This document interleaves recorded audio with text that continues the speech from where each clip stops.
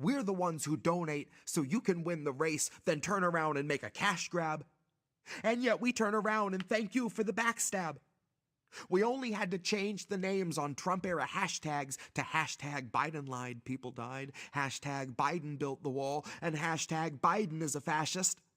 That one's gonna get a workout this summer. Every gas attack, every time they come and kettle you and rush you in a charging armored mass attack. And the last thought that you'll have before your head hits the ground, splits, shatters, and then bounces back is how much they deducted for that body armor just before they gave your measly taxes back. This is war, and that's a fact. This is more than Biden gets to fix by saying riot bad, white terror good, and sending you away with a little bit of placid satisfaction thinking that was that.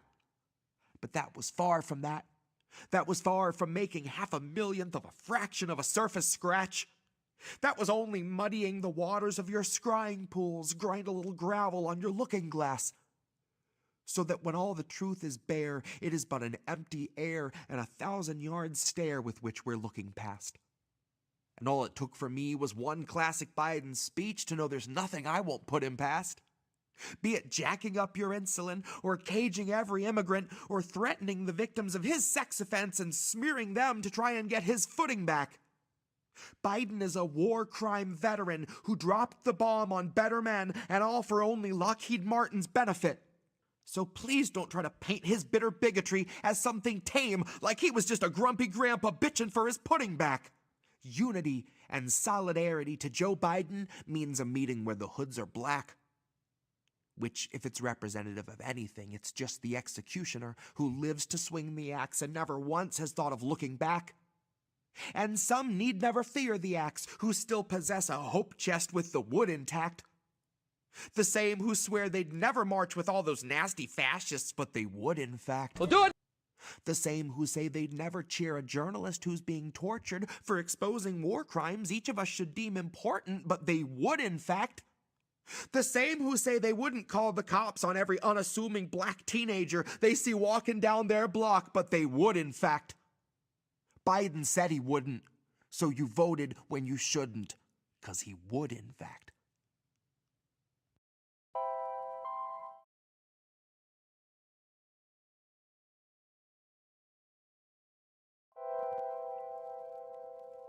And when you dream, you're by yourself. Don't know the streets where you'll find yourself.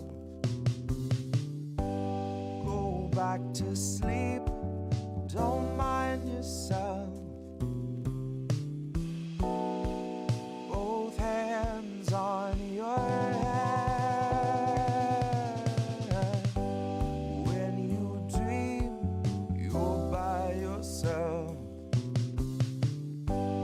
Don't know the streets where you'll find yourself. Go back to sleep, don't mind yourself. Both hands on your head. Both hands on your head. Money's talking while hunger prays. Bunch of Nazi-loving child fuckers run the state. 911 is on some 1-800 CIA, and plastic pundits pump your trust and fund your shallow graves. It is malice just for malice sakes.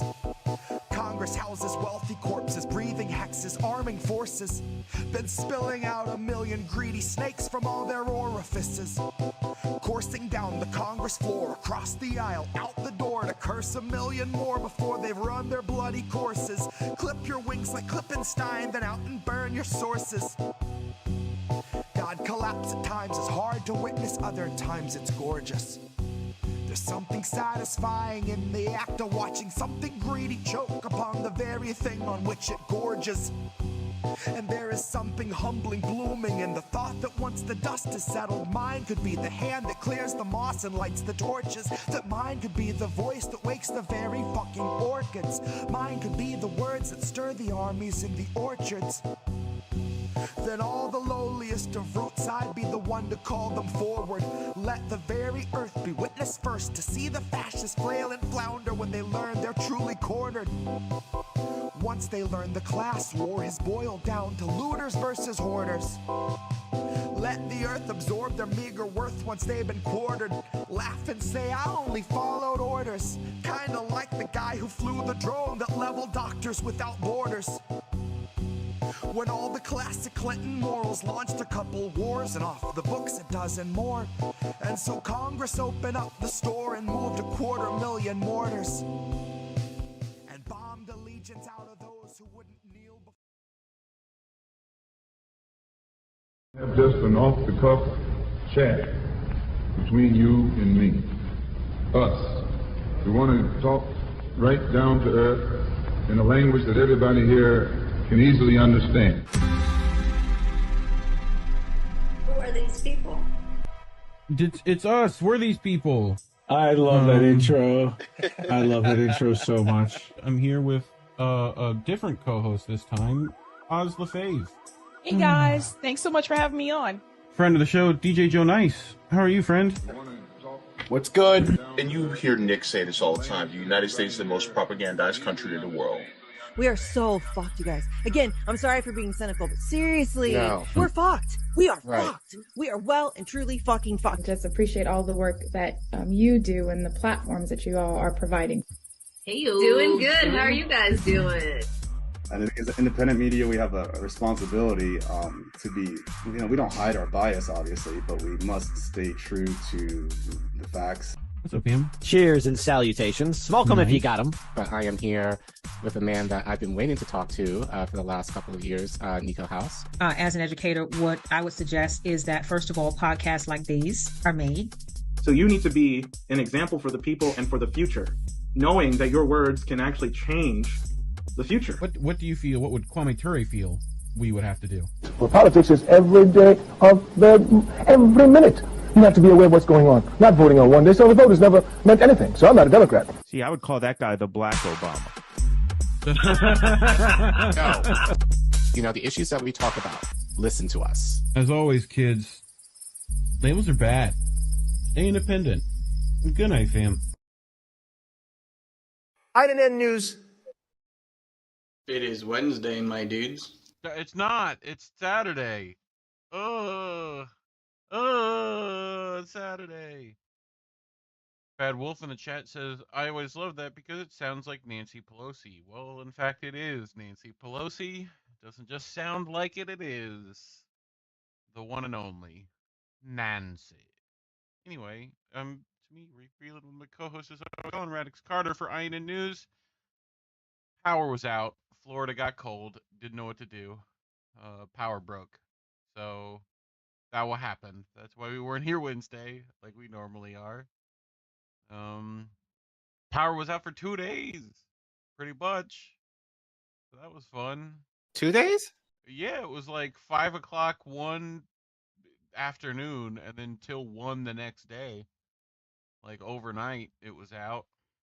So yeah, but that's not 2 days. Well, I guess if you're looking at it from that standpoint, it's like a few hours. Yeah. It was definitely more than I wanted to deal with. It got cold, you know? Well, it's funny because given, I wouldn't say it's a blizzard, but the snowstorm that you guys had in the South, I was wondering if something was going to happen to you. Sure, blizzard. Like, I didn't say anything to you, but then, like, I think it was on Tuesday night. Was it Tuesday night? You were like, no, it was Wednesday. Mm-hmm. Like hours before, like in the afternoon, you were like, my power's out. Yeah.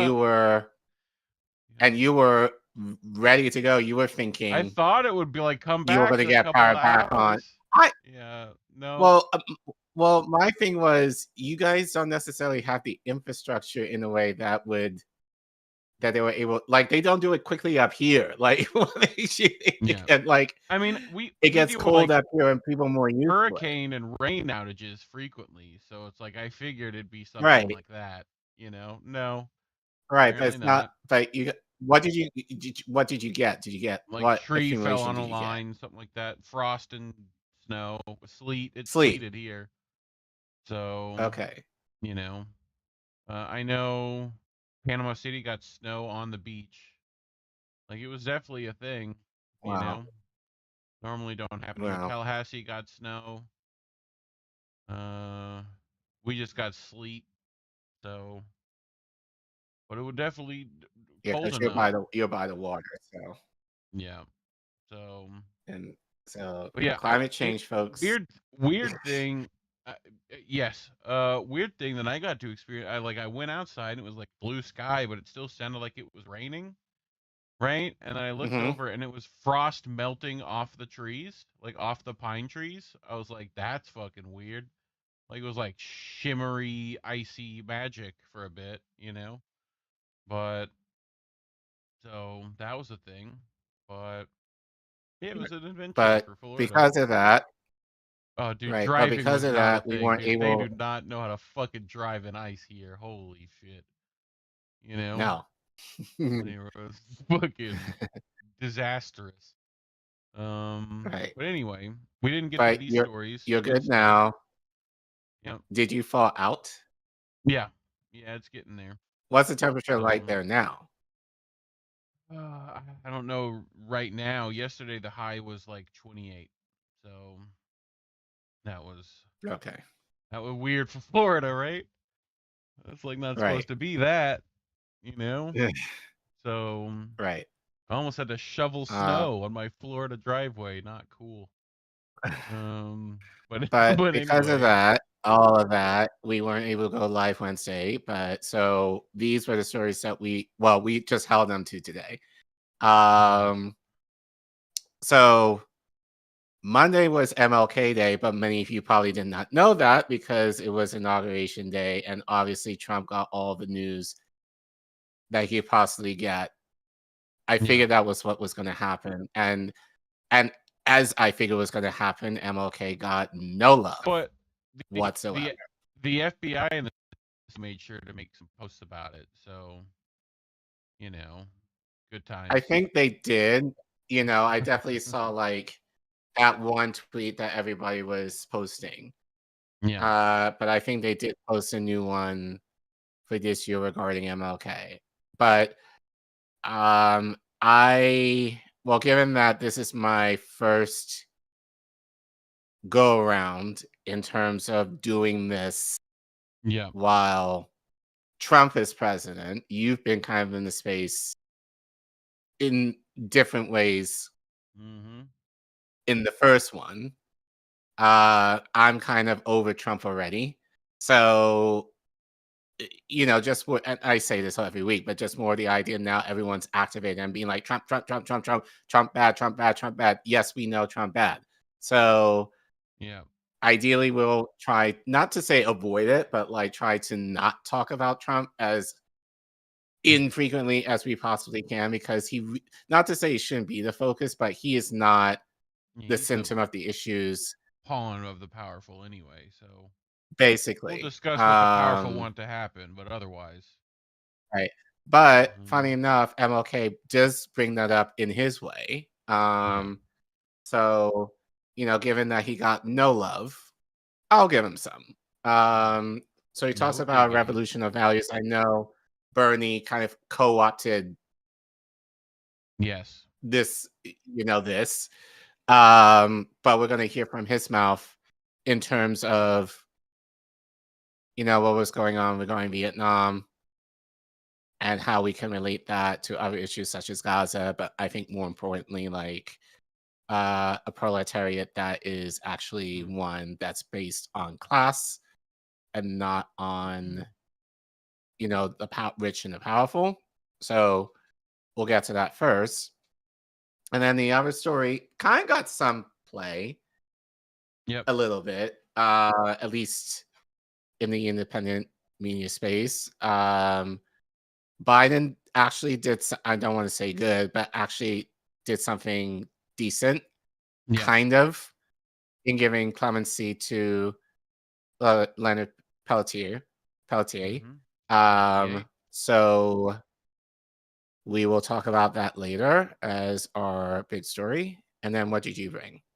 Well, I think I got an extra story too, but I brought You did, stuff yeah. that would normally be in my wheelhouse, AI mining, right? Artificial intelligence doing mining. Mhm. This is less about the mining, more about everything around the mining. And people are going to have to read between the lines on that segment. So, going to be interesting, I think, for people. But, talks about mining in Qatar, UAE, and Saudi Arabia. So, and the rich mineral deposits. What do you think that means, Collin? Rich mineral deposits in the What's that? Middle East. You know? Exploitation. Yes, that might have already happened. So, Right. we'll get to that. And I brought a Clarenberg article about Israelis figuring out they're the baddies. And if you've watched this classic Mitchell and Webb sketch, you'll get the reference. But yeah, that's what I brought. And I think I have some stuff from DeCamp, I think, about ceasefire You stuff. did. So I that's still relevant. believe, yes. Yeah, guaranteed. Basically, American US is guaranteed, guaranteed. that's it. It's guaranteeing that this mess will continue. They will go back to fighting at some point, which we've also said I'm gonna grab that many while I'm thinking times. about But it. But anyway, you oh ready for yeah, the first one? yeah, because we're gonna show it later. But yes, but before we get to all of our stories on this wonderful Saturday night, we want to remind all of you wonderful, lovely people, our family, we love you, that YouTube hates us to the point that they put us in the pits of hell regarding the algorithm. So we're not. So they are not monetizing us, and not to say it was any worth it to you all in terms of giving money because they take like 30%. So, but we are user funded in terms of the stories that we produce. We think of you guys in what we want to produce and show on this show. So obviously we need money in order to get the stuff that we're able to do going, like every week. So if you care to donate to us, if you have the means to, if you have a smartphone, you could scan the QR code that you see on your screen, or you can go to the Ko-fi link that you see at the bottom, that screen there, to our channel on Ko-fi, and you can give as little as $1 there, if you so can. As we say every week, we know number one is tax season, so I'm sure like people are trying to get their money together, or maybe perhaps if you're expecting a tax refund, you might be able to help us out. But we always say take care of your families, take care of yourselves, take care of your communities first before you give to us. But any extra money you may have, please, if you would like to consider giving a small monetary donation to us, we will more than thank you for it. And as I said, YouTube hates us that they do not feature our content at all because I guess we're too spicy. So like, subscribe to our content. Also check to make sure you're subscribed because YouTube does shenanigans in kicking off our subscribers. So take a couple of seconds just to check that you still subscribe to us. And the free thing that you can do if money is not an option is, as I said, like share our content. And anyone who donates gets to be on our wall of fame. So this is everyone who has donated to us since we started the show. Really appreciate you and love you. And obviously we want to make this wall a little bigger.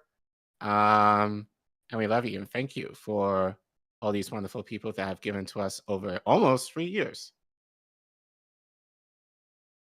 Yeah. All right. Okay. Do it up. All right. So ready? Get started? Yes, sir. So actually, if you don't mind removing that screen, your screens. Screen? Oh yeah, here you want this. There you Yeah. go. I want that. Sorry, Yes. I thought I did that already. No, you're good though.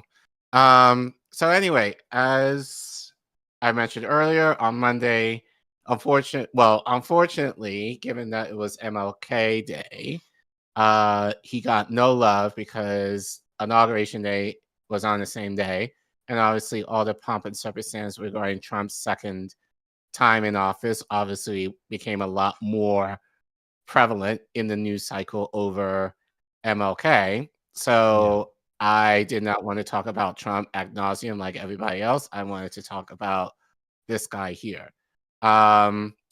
So, you know, MLK talked about toward the end of his life a revolution of values. As you guys know, like we all know him for the "I Have a Dream" speech, which has been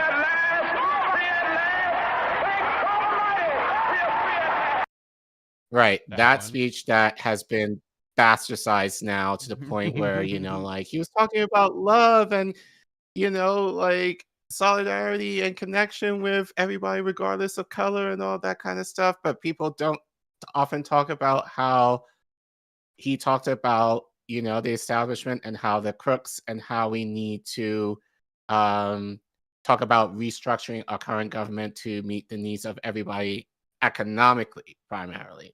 So no one talks about that aspect of MLK, but more of like the other side that that we kind of read in school, whatever. So I know we kind of talked about him last year in a similar way, given the topic, but we're going to take it from another angle, at least this year. I found from SharePost this article from Edward J. Curting Jr. Yep. I'm not going to read all of it because he kind of gets very philosophy. And fun fact, I failed philosophy in college. So really, funny enough. How do you do yes, that? I did. I mean, it's a story for didn't another go to time, class. probably. Okay, that you would do it. Long story short, I didn't go to class because I found it very boring. And then I got in a mild depression spell, so I was not physically able to go to class anyway. So, yeah. But I found a lot of the jargon that just went way above my head. So it's just kind of like, okay, whatever. Funny enough, I say that, and I was a theology major of all things. So and maybe you should go the back irony and in what do they that. call that thing where you audit, right? You can go back and audit a class, just sit into one. No, well, fortunately, by that point, it was too late. So I had to redo it in order to graduate. So Oh, it well. was fine. At least you like made I it. took another yeah. So I think that was the only class I actually failed in my life. Like just straight up F. Everyone gets one. I had more than one, So but that's what we want to talk. But but I digress. So we're not going to read the whole article like we always do. If you want to read any of our articles that we feature, you can go in the description, whether you're on YouTube or Rumble. You can find them there if you want to read the whole thing. I'm not going to read the whole thing tonight. Can you read I my am going to son? read the main. I am going to read the main parts of it just so people can get the gist of what Edward was writing about, referring to MLK. So if you zoom back in, we'll get started where he writes about MLK, Vietnam, and Gaza. Before my mind was turned to the subject of my title, I started to write a piece called Are the Dead Nostalgic? It's a touchy philosophical question that has no definite answer. It seems flippant in an impossible way, which it is, but its flippancy holds a secret message. So I asked the dead who would speak to me, and I got a few mixed and muffled replies. You can understand their reluctance to say anything. If I heard correctly, one of them said, "You should ask the living." Both didn't answer, which had me wonder why. Were they discussing with us? Yeah, again, just kind of very cerebral type thinking here. So, I'd always heard that nostalgia was not good for you since it kept you rooted in the past. that this ache for home, the good old days that may or may not have existed, but you miss them nevertheless, prevented you from living Zen-like in the present or looking forward to the future. But I wondered if nostalgia could be a form of utopian hope in reverse at a time when humanistic utopian thinking is at a nadir, overwhelmed by the machine dreams of people like Elon Musk and those at the World Economic Forum. This generation of nostalgia assumed you were alive. I was wondering about the dead. What did they think? Did they wish they were still alive? Was being alive the good old days for them, or did they feel like they were finally home and that life had been a dream? Then, this proclivity of mine towards philosophical thought and dark humor flipped in my mind as the pictures of dead and weeping Palestinian children swept in and tortured me in dreams. I had seen the photos and videos of the ongoing Israeli genocide of Palestinians, and I felt sick and outraged afterwards. I've written against it many times. Yes, as I wrote about this issue of nostalgia, I felt like a spectator in abstractions, and I thought of MLK's experience when on January 14, 1967, he was at an airport restaurant fumbling through a Ramparts magazine and saw an article by journalist William Pepper, The Children of Vietnam, that featured the photos of Vietnamese mothers holding dead and napalm children. Yeah. In 1999, the author James W. Douglas, JFK and the Unspeakable, etc., wrote an essay describing this serendipitous event for King. The final chapter of MLK's life began on January 14, 1967, the day on which King committed himself to deepening his opposition to the Vietnam War. He was at an airport restaurant on his way to a retreat in Jamaica. While looking through magazines, he came across an illustrated article in Ramparts, The Children of Vietnam. His co-worker Bernard Lee never forgot King's shock as he looked at photos of young napalm victims. He froze as he looked at the pictures from Vietnam. He saw a picture of a Vietnamese mother holding her dead baby, a baby killed by a military. Then Martin just pushed the plate of food away from him. I looked up and said, "Doesn't it taste any good?" And he answered, "Nothing will ever taste any good for me until I do everything I can to end that war." Martin King was overwhelmed with grief and outrage. Against all advice from his associates in the civil rights movement, he realized he must publicly and unequivocally oppose the Vietnam War, which he did 2.5 months later on April 4th at Riverside Church in New York City in his famous speech, Beyond Vietnam, A Time to Break the Silence, in which he denounced the U.S. war against Vietnam, linking it to his battle against racism and for economic justice for everybody. We're actually going to look at portions of this speech later, since it's an hour long. He became a revolutionary. It led to his assassination by the U.S. government exactly 1 year later on April 4th, 1968 in Memphis. But his legacy lives on despite the official MLK Day attempts to reduce him to a manageable death threat and a one-trick pony. Conscience calls at odds moments to rule one's soul. It sneaks into one's dreams and daylight thoughts, even in synchronous ways, as I realize that today's date is January 14th, 58 years to the day MLK saw those photos in Ramparts.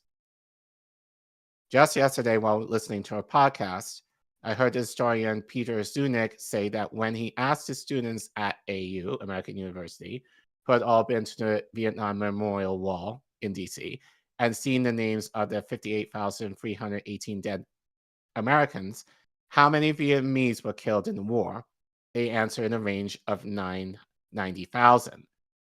While on a trip to Hanoi last year, Kunitz learned that the official Vietnamese count is 5 million, to which one could add another 1 million Thai, Laotian, and Cambodians.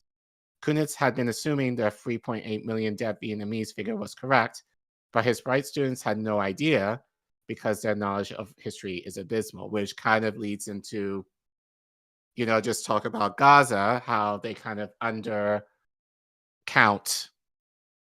the deaths there when it's probably a lot. They say 40,000, around 40,000, when the death count is a lot higher here. So just to kind of give you some connections there, Vietnam, that they undercounted, the deaths of Sounds familiar. Of the natives, so to speak, as we would in history.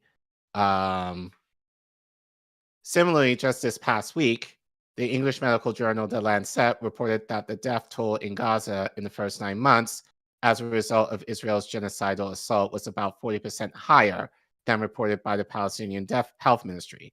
The study's best estimate puts the number of dead Palestinians, excluding the severely injured, those dead from starvation, those missing under the rubble, etc., at approximately 64,000 from October 7th to June 30th to 2024.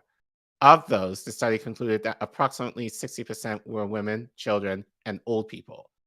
As everyone knows, Israel has turned Gaza into a wasteland and a killing field that has continued to the present day, with Israel furiously continuing to attack, killing 38 Palestinians yesterday as of the publishing of this article. Is heavily underreported even then, right? They said that recently. Right. Do you know anything about Gulf of Tonkin incident? I do not. You should go back when Oz hosted the show. He brought like what started a lot of the anti-war movement, which pushed King into listening to this stuff, right? And Gulf of Tonkin in and of itself was like big false flag stuff. One of the first ones we had, like, there was a lot of hearsay about it, but Oz talked about that. It was actually a really well-informed piece, and I think there's quite a few parallels. History is doomed to repeat itself, as we know. But right, since we're talking about that, as with the death figures from Vietnam, these numbers are no doubt generally underestimated and can be multiplied by 3, 4, or more. But if you follow the corporate mainstream media, especially in the US and its adjuncts, you'll learn nothing of this. It is assumed that people don't care and are more interested in strange flying objects over the skies of the Northeast that have obstinately disappeared until they will be revived, the sex and drinking habits of Trump's cabinet nominees, and the latest sports and celebrity news. Many don't care, and many do, but people generally feel battered and overwhelmed by the insane condition of the country, the endless news reports of all things to fear, the political dirty tricks and propaganda, the corruption, the ripoffs, the lies of posturing, etc. Many have been so dumbed down by the endless propaganda that they will believe anything. Half the voting population has invested their hopes in Trump, just as the other half did with Biden, both delusional in the extreme. Those dead Palestinian children that torment me are the results of the Biden administration's alliance with fellow Israeli Zionist Netanyahu, two bloody nihilists, now to be replaced by Trump, a first and enthusiastic supporter of genocide.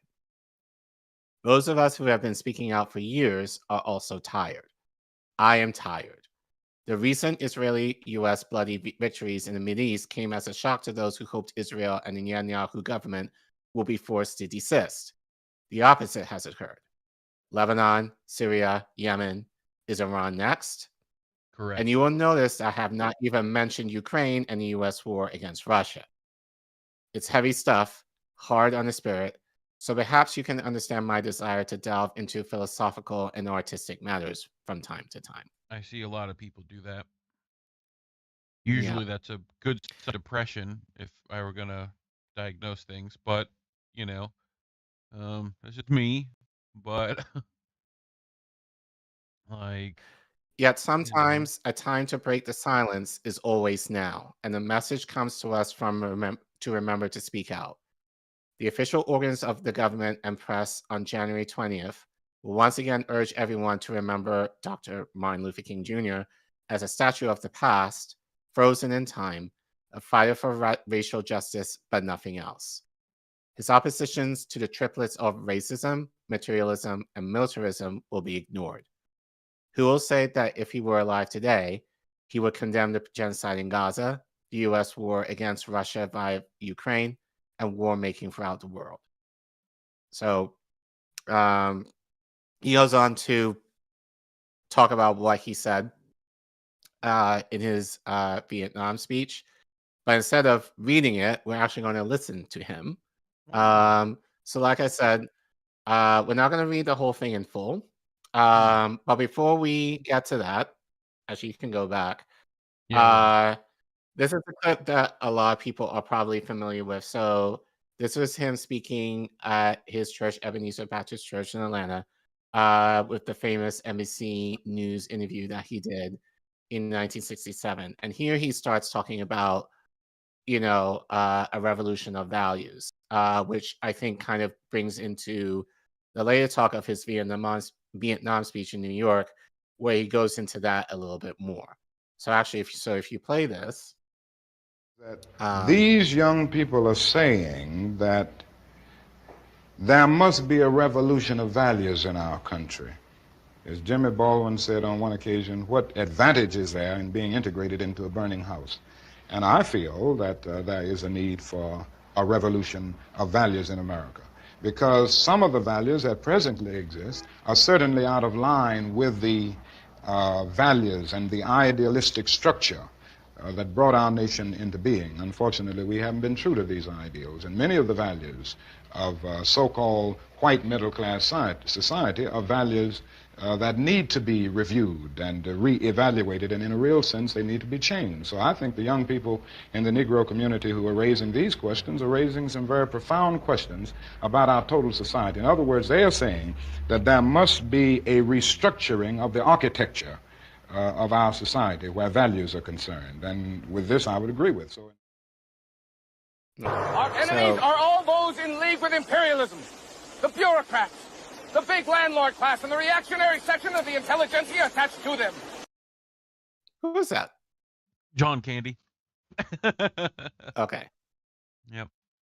All right. So obviously from there, we'll like I said, it's an hour sermon. So if you want to find it on YouTube, you can go to Beyond Vietnam, a trying to break the silence. Is there praise breaks? What's that? Is there praise breaks? Like, can we praise God real quick? No? We're not going to go Kirk Douglas in the middle of it. I need a praise break, Collin. I need those claps. We're going to sit through an hour of sermon. I need claps. Well, it's more of a speech of anything else, but he did it at Riverside Church in New York. But like I said, it's an hour. If you want to watch it on YouTube, I highly recommend you do. So we're going to play, not to say the most important, but I think pertinent to the article that I think we want to share. So this is the first part. There are going to be two different videos for this. So if we play this part. Yeah, hold on. I got to skip forward. Wait. This play. It is with such activity in mind that the words of the late John F. Kennedy come back to haunt us. 5 years ago, he said, "Those who make peaceful revolution impossible will make violent revolution inevitable." I want to spin it back. What? You want to spin it back because of the words there. So. You're talking about this. There you go. Peaceful revolution impossible will make violent revolution inevitable. Again. It is with such activity in mind that the words of the late John F. Kennedy come back to haunt us. 5 years ago, he said, "Those who make peaceful revolution impossible will make violent revolution inevitable."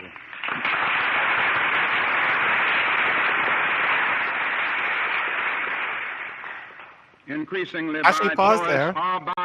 Yeah. So I don't think people really take that similar quote to heart, but the idea of like, it's not to say that Emma another quote right? from him. Yeah, but it's like the idea of like people are saying, "Oh, we shouldn't be violent," like we need to be peaceful and all that kind of stuff. Like even JFK was saying, if you don't do what you're supposed to do, violence is justified. And the fact that King is saying it, and I don't think King would necessarily use that quote if he not to say he believed in it, but he said, but I think it's his way is cause and effect. If you don't do what you're supposed to do, then this will happen. You know, so I think it's the idea of like, oh, MLK was nonviolent. I think that's kind of a misleading. See, and I think that way that's of partially, that's like the only reason he did that was as cover for decorum that we both know doesn't necessarily get you what you want all the time, you know? So I think he started to Right. figure that out as he was engaged. Yes. You know? Yes. Like, And it's I one and thing I to be, argue, like, and we've idealistic about it, you know?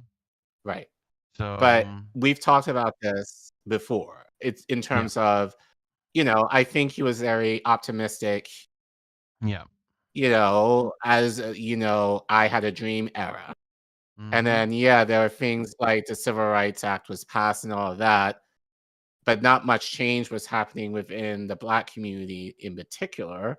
So then Yes. he's kind of got jaded to that. And then he was just kind of like, I retweeted something today from Fred Hampton that was like about Black capitalism and stuff, where it's like we've got, you know, Black Christmas, Black Easter, Black April Fool's Day, you know, like everything to make right. the Black businessman.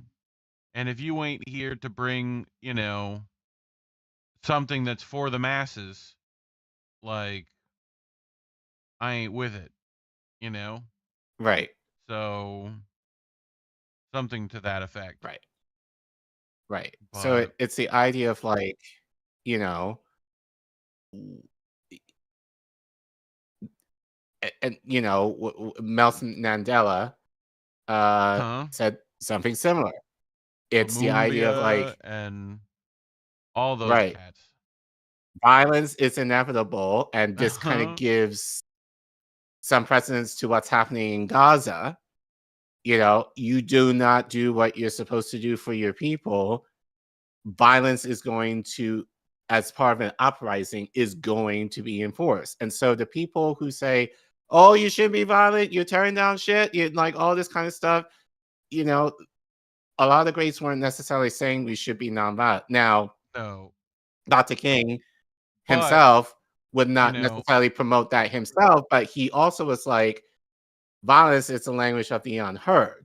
Yeah. So, and guillotines is in the language of the French. French is the language of love. French is the language of love. So, you know, as long as we're grabbing gillies out here, I'm down. You know? Right. So it's interesting that he would use that MLK quote that talks about violence when a lot of people, I think, in the media to whitewash him say he was nonviolent. Right. Again, it's not to say that he would necessarily promote violence, but he understood that violence is a result of uncare and injustice that would occur within the community. And that is a natural response to that. So, especially when nonviolence is met with violence by your oppressors. So, you know, just saying. But, you know, but anyway, don't want to say too much. This is the role our nation has taken, the role of those who make peaceful revolution impossible by refusing to give up the privileges and the pleasures that come from the immense profits of overseas investments. I am convinced that if we are to get on the right side of the world revolution, we as a nation must undergo a radical revolution of values. We must rapidly begin the shift from a thing-oriented society to a person-oriented society. Uh-oh. Looks like you found some little red books to read. Just don't pay too much attention to it. Don't. Just, you know, quiet for the people in the back. Quiet for the people in the back. That's some. When machines and computers, profit motives and property rights are. Oh wait, what? Machines, computers, and profit motives? You say? Considered more important than people. More important than people. Got it. Giant triplets of racism, extreme materialism, and militarism. Man, does that sound familiar? Are incapable of being conquered. A true revolution of values will soon cause us to question the fairness and justice of many of our past and present policies. On the one hand, we are called to play the Good Samaritan on life's roadside. That will be only an initial act. That means I don't start shit, but I might finish it. That's what that is. That's literally Well, what I he's interpret saying. it another way. Like, actually he's play saying- forward and I'll Yeah, on one hand, we are called to be the Good Samaritan. We're meant to, turn our cheek. Right? But that's just the initial act we give you. Like, right, but keep playing. That's keep playing. Our courtesy is that. One day we must come to Right. see that the whole Jericho road must be transformed so that men and women will not be constantly beaten and robbed as they make their journey on life's highway. True There you compassion go. is more than flinging a coin to a beggar. It comes to see that an edifice which produces beggars needs restructuring. Oh, don't be telling people that. Don't be telling people that. So it's the idea of like charity. That's what he's basically saying. Charity. Like, which I think is kind of the scapegoat, especially if you're privileged. Oh, we'll just give these money to the poor, or we'll give this thing to the poor and have it be done with. Why are they poor to begin with? That's the thing that you need to tackle, which we don't. Yeah. So this is the restructuring.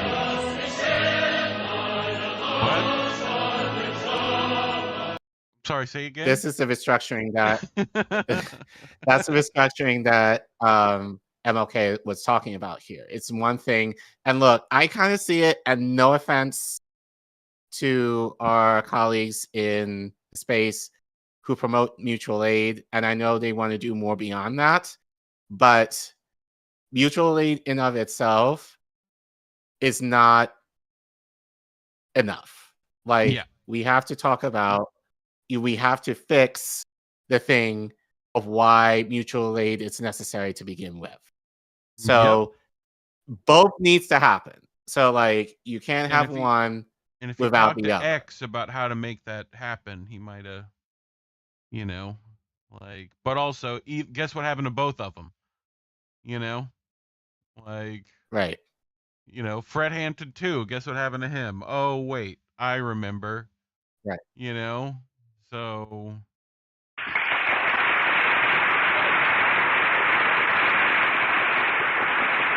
raucous applause. Right. So it's funny, again, this is the aspect of MLK that no one listens to, no one's going to talk about. It's talking about that I have a dream streets like togetherness in terms of skin color, whatever, but not necessarily talking about this, where he talks about the radical restructuring of our society so that everybody will benefit.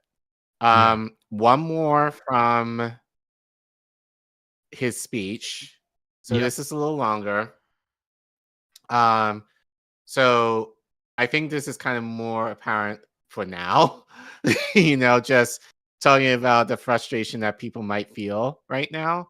So he does speak into that a little bit. So in continuation of his speech here. So we'll play the whole thing.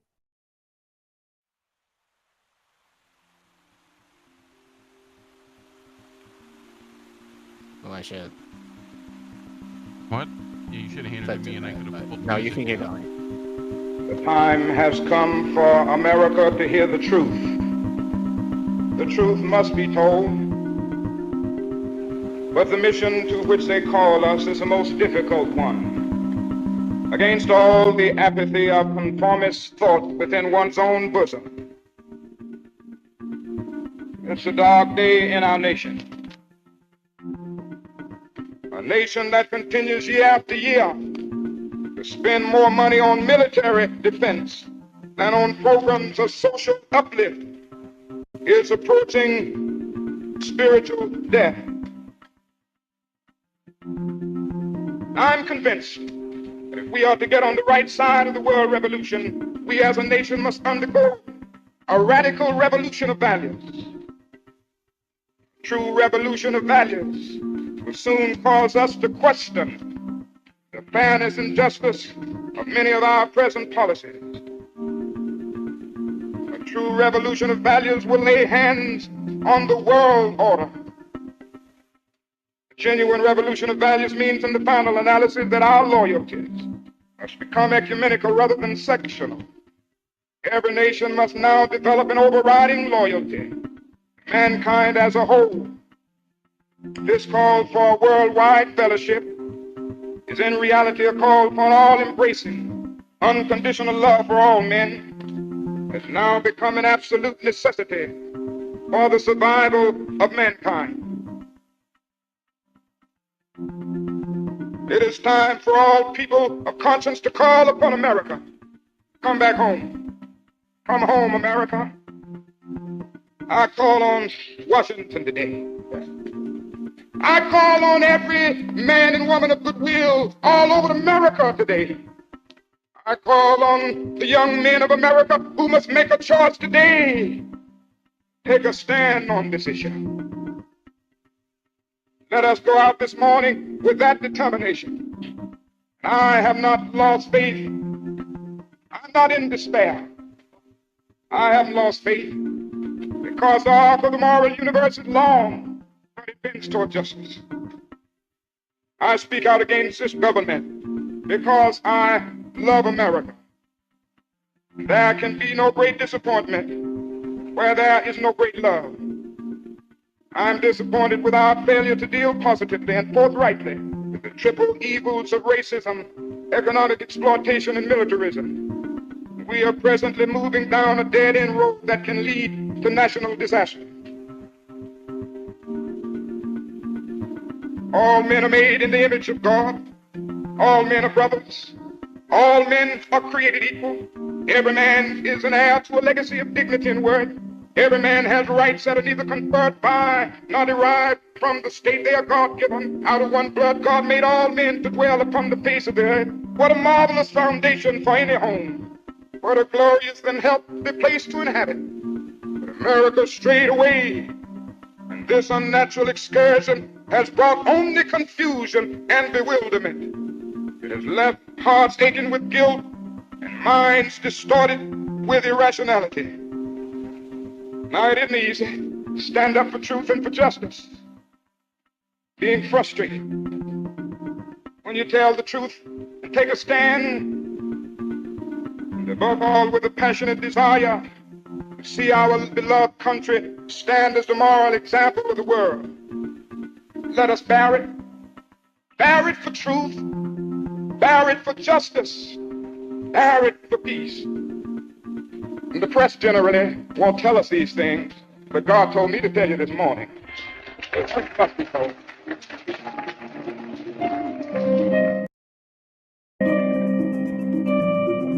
it, right? No, it's a little bit more. I know you asked me today, how long will it take? I come to say to you this afternoon, however difficult the moment, and however frustrating the hour, it will not be long, because the truth pressers will rise again. How long? Not long, because no lie can live forever. No. Well, so what happened to him? As I said, well, less than a year after. So this was the stuff that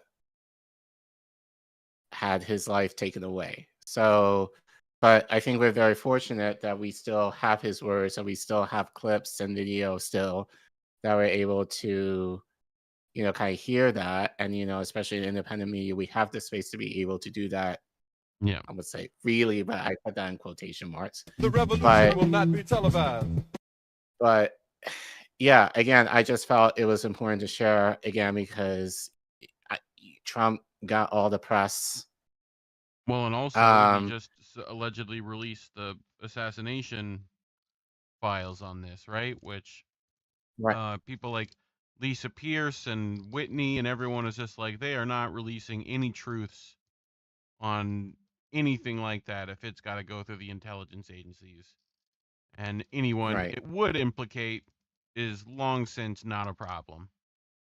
So, you know, like, I mean, easy publicity to get though. So, you know, Yeah. but It's funny because I saw a tweet that someone said, like, if Kamala was president, yeah, obviously it would have been on the same day. You know, like the kind of, you know, the talking points that people would have to justify her, yeah, you know, given, you know, like, yeah, like here's this black woman, but she is a puppet for the very issues that, as you heard MLK say, he was against. yeah. So how would that work? You It know, wouldn't. in the context, and it wouldn't. So, you know, I think, but either way, it's, you know, I felt like MLK wasn't mentioned at all. Like he was undermined, you know, last week, but I also feel like if it were Kamala, he would have been overhyped in the wrong possible way and trying to use identity politics to justify her being president. Well, both of them Both of these. are, yeah, both, yeah, Trump and Kamala are both against the very issues that MLK stood for and wanted to fight against up until his assassination. So yeah. So as I said, I wanted to give him some attention, you know, but I think also as a reminder of what he stood for, especially in his latter life, that still need to be fought for and still people need to bring more attention to that versus the other stuff that we've kind of whitewashed him for that Yeah. most people in the country know. Nope, couldn't agree. I'm But trying to find. I thought I had saved it. There was a. I can find it here in a sec.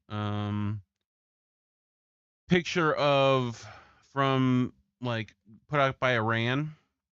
If I just search the term, that was like Trump and Obama put together.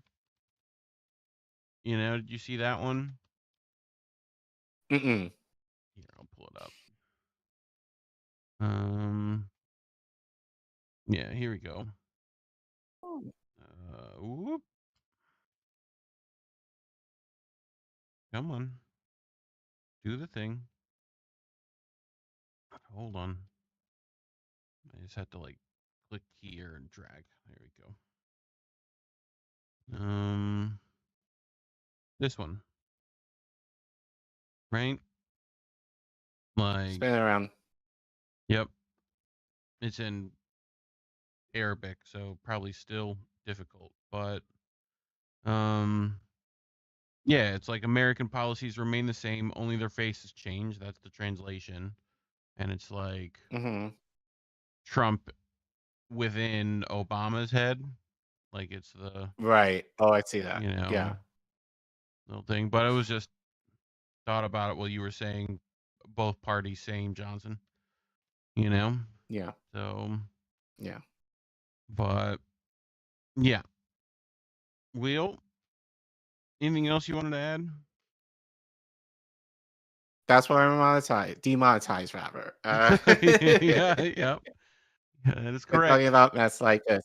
So if you want to support us, please feel free to scan the QR code if you're on your smartphone and scan that thing there with the QR code. Or you can go to the Ko-fi link that you see at the bottom of the screen.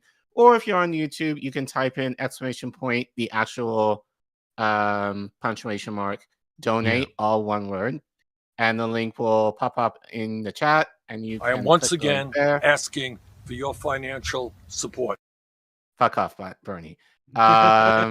So you're able, if you want to donate, again, as little as $1 helps. Anything helps us towards, you know, funding this show and funding the network as a whole. We would highly appreciate it. And obviously, we know that people may not be able to give financially. We know times are hard and probably going to be harder now. So the free thing that you can do in order to support us is like and subscribe to our content. Those of you who have been around for a while, please check and make sure you are subscribed because YouTube does some BS and unsubscribe members. So please double check for a quick second and make sure you're subscribed. And please share our clips and our content to help us fight the suppression on YouTube, and make sure you leave a comment. What do you think about, MLK's speech? How do you feel in terms of what he said? Is it applicable to now? Do you feel that now there's been a lot of talk of, yeah, he stood for Israel, but how do you feel in terms of what's going on now, what he would say in terms of, the strife and chaos that is happening in our world now? If you are, how are you encouraged to actually stand up and fight in terms of what he said, and especially in light of being in the second era of Trump? And I'll argue even post-Trump, the argument is, look, it's our government. It's all the same entity. So post-Trump, we're still going to deal with the same issues. So how do you think that we should be moving towards fighting for a more justice-filled country that MLK dreamed of? And help us get to free K. We're getting there very slowly, but we hope to hit that at some point this year. And thanks for watching. Yeah. All right. To the chats. Speaking of chats, Oz the Boomer in the chat. That people could go check out his show at the end of the hour. So they should be having a good time over there, Oz and Shanda. So hopefully we won't run too long. But stay away from my chickens, Oz. Yeah, Oz, stay away from my chickens. But anyway, bunch of stuff in the chat I saw. So I had to pull up the chat on Rumble. If you're, lizard person on Rumble, make sure to not use your opposable thumbs that you don't have in the chat. Kill your egregores. It's greed over compassion. This needs to flip. Yep. Sakudo says, thanks for the stream. Fire, fire, fire. Yeah. What else we got? John the Accord Lord. Damn, and here we still fucking are. Yep. Yeah. I agree. KYE, Shanda and Oz are on tonight. He knows where to go. Orca, the elites in academia knows this, yet insists to fight against the truth.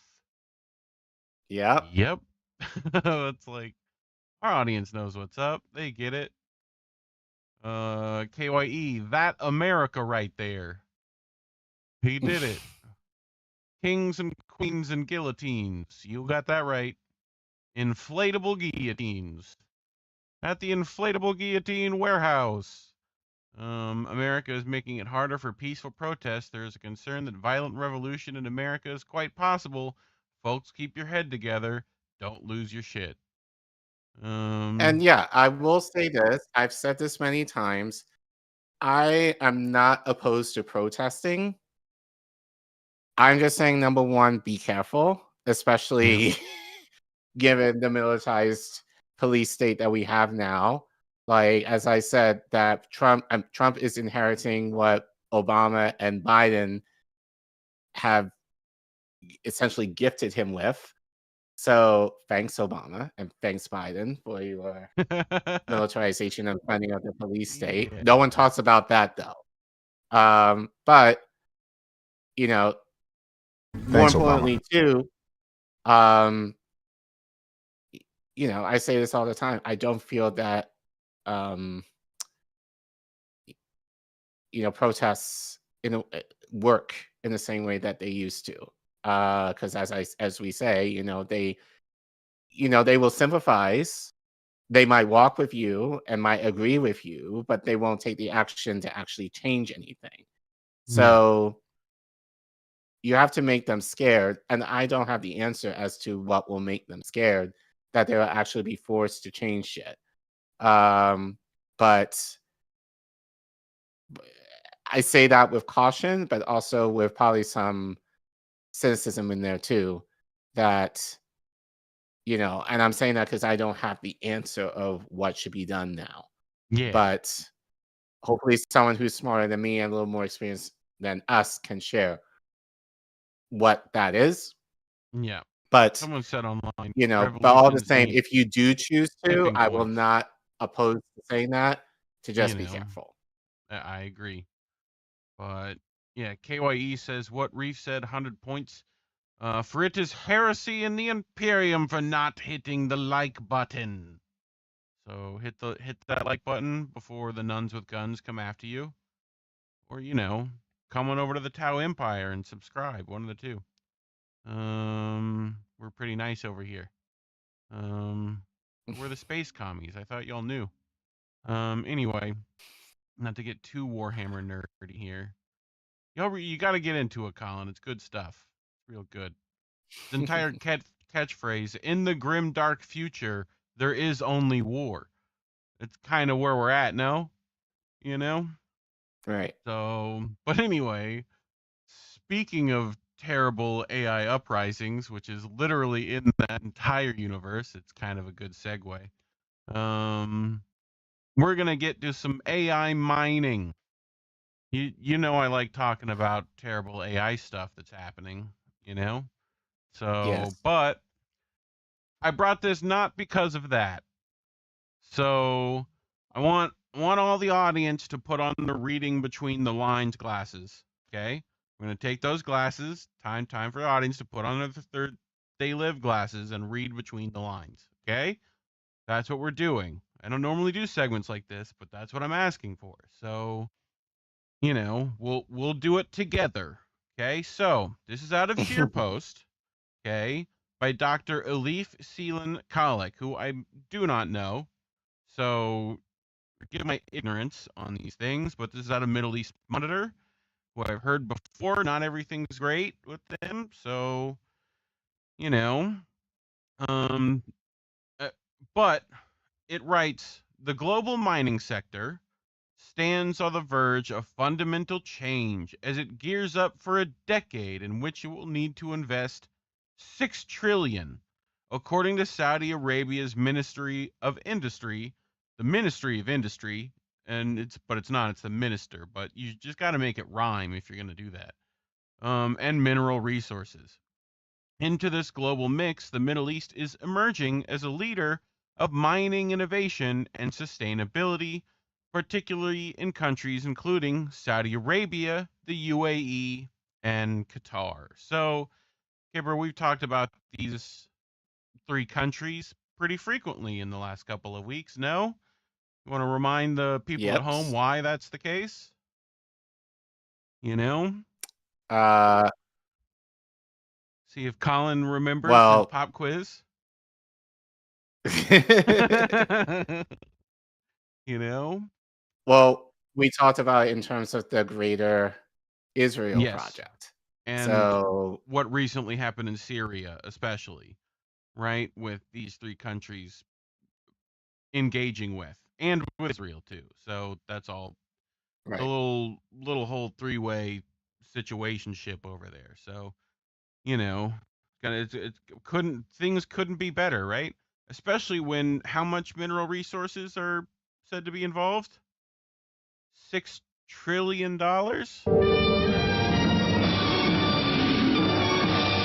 Remember the number, $6 trillion. Okay. So okay. This is Dr. Elif, correct? Right? She writes, I am inspired by my visits to the many mining companies in Qatar, as well as my memories of the mining sector, as it same now in Qatar, a nation rich with resources, but also requiring a massive area of quick modernization in general. Sound familiar? Sound familiar anywhere? Especially my people who, you know, come from a particular region in the world. You know, extra melanated, as we like to call them. Historically known for its large reservoirs of oil and natural gas, the Middle East is now beginning to realize its untapped wealth in minerals. Saudi Arabia's Vision 2030, a strategic plan aimed at reducing the nation's reliance on oil, places mining at the center of its plans to bolster growing levels of the economy. The kingdom's untapped mineral reserves, an estimated 1.3 trillion worth, including gold, phosphates, and rare earth elements, which I'm betting including lithium, challenge the region's historic narrative of inaccessibility, highlighting potential contributions to global supply chains. So we're starting to get into it, Care Bear. We're starting to get there. Just as a reminder, if we want to head over on into Europe real quick, right? Okay, the real reason for that war over there into Europe's, right? 26 trillion in natural resources, thanks to reporting from Active Measures and Mr. Alex Rubinstein, who's a part of which the mineral map in this thumbnail is from a Ukrainian government website. Very thoughtful of them to convert it to US dollary dues. So look at all that blue. Look at that blue. Okay? Right? The lightest of blue colors is 10 billion. Okay? The darkest of blue colors is 4,000 billion. Okay? Right? So we're talking in the UAE, Qatar, and Saudi Arabia. How much, Care Bear? Let's go back. So what is that? What's that number I told people to remember? 6 trillion? That one right there? Okay. Glad we're keeping up with the numbers, all right? We're keeping up. So, Qatar took a page out of the UAE's playbook, using its technological and financial power to position itself as a regional center for mining innovation. Qatar's planned mining initiatives will diversify its economy, as the country has traditionally been more focused on natural gas. My trip to Qatar's mining fields provided my first glimpse of the country's conscious effort to balance extraction with sustainability efforts. This is start putting on those glasses, fam. Middle Eastern nations will spearhead a digital transformation that will characterize mining in 2025. Right? I want to catch these buzzwords real quick. Sustainability. Okay. Middle Eastern nations will spearhead a digital transformation that will characterize mining in 2025. Again, a couple buzzwords. Innovations like artificial intelligence, machine learning, and blockchain are transforming the ways in which resources are discovered. Guess who has a lot of the patents on those, Care Bear? Extracted and leveraged digital twins, virtual copies of real mining operations, are allowing predictive maintenance and efficiency of operation, saving money and limited environmental damage. Again, who's running all these AI companies, Care Bear? You know? There's a couple of countries. You know? One close to home and one apparently very close to home for Elon. It goes out to you. But, you know, like the Israel and U.S. definitely have their AI shit together, or they're trying to. Right. So, you know, as well as a lot of the, you know, a lot of mining company stuff, that's all us too, right? BlackRock loves to find a mineral resource. But Saudi Arabia has already started utilizing AI-driven resources mapping to maximize exploration efforts. Okay, here's the name, everyone. As Klaus Schwab pointed out, in the fourth industrial revolution, the velocity of current breakthroughs has no historical precedent. Unlike previous industrial revolutions, the fourth revolution is evolving at an exponential rather than a linear pace. This is echoed in the mining sector, where new technologies are bringing economic development at a faster pace than ever before. Okay? Just Klaus Schwab is who we're quoting here. Just in case people were wondering. Okay. Glad people got those glasses on today. I'm glad. Blockchain is being used in the UAE to maintain transparency in the supply chain. Blockchain, it's cryptocurrency. to not only address ethical issues, but also to enhance trustworthiness in international partners, as emphasized in Don Tapcott's Blockchain Revolution book. It is that blockchain is not just revolutionizing the economy, it is a revolution in the way we think about trust itself. This innovation has become all the more relevant as global investors demand to include ESG. And someone was telling me today about the Rothschilds being heavily connected to ESG. In fact, took all of their money out of precious metals and put it into ESG. Okay? Environmental, social, and governance criteria in the decision-making process. Okay? Are we caught up? Mm-hmm. Okay. Yep. New World Order? No. WEF? No. Sustainability is key to the mining transformation that is reshaping the Middle East. On a recent trip to Qatar, I looked at their water recycling systems, their in-house renewable energy in the mining operations, all indicative of a movement towards sustainability. You know what other thing had water recycling systems in it, Collin? Dune. The entire universe of Dune, water is very important. Okay. They literally steal it from bodies because bodies have water in them and it's precious. So just saying. Essentially Dune is space Middle East for the most part, if I remember correctly. Indy also said the Rockefellers, as well as whoever I also said, Rothschilds, both of which are big into ESG now. Qatari Mining Company, one of the world's largest mining companies, is leading efforts to cut carbon emissions through solar-generated electricity and phosphate mining. This commitment to greenism is evident through the end goals of Vision 2030. Okay? All right. The Middle East mining ambitions are also driving collaboration across the region. The GCC, Cooperation Council, countries are uniting forces and knowledge to form a joint mining strategy. This also includes sharing best practices on digital transformation and sustainability, which puts the region alongside the best of the world in mining. But geopolitical hurdles persist. You think?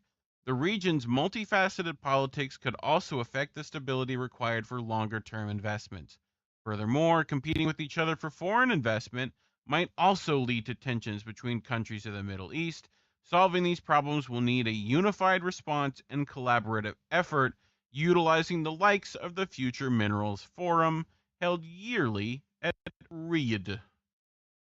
So, a digitally transformed mining industry requires a skilled workforce, might be less so, depending on how digital it gets. Middle Eastern countries are investing in education and training programs to prepare their citizens. This will be done through partnerships with top global institutions and the establishment of local mining academies. Sound familiar, Care Bear? Any of this ring a bell? Mm-hmm. Yeah, okay. In Qatar, I spoke with local experts who highlighted the need to combine traditional knowledge with new technology. This method allows the region's mining labor force to be innovative and also culturally grounded. So, yeah. Again, sustainability, UAE and Qatar among the leading players for this, right?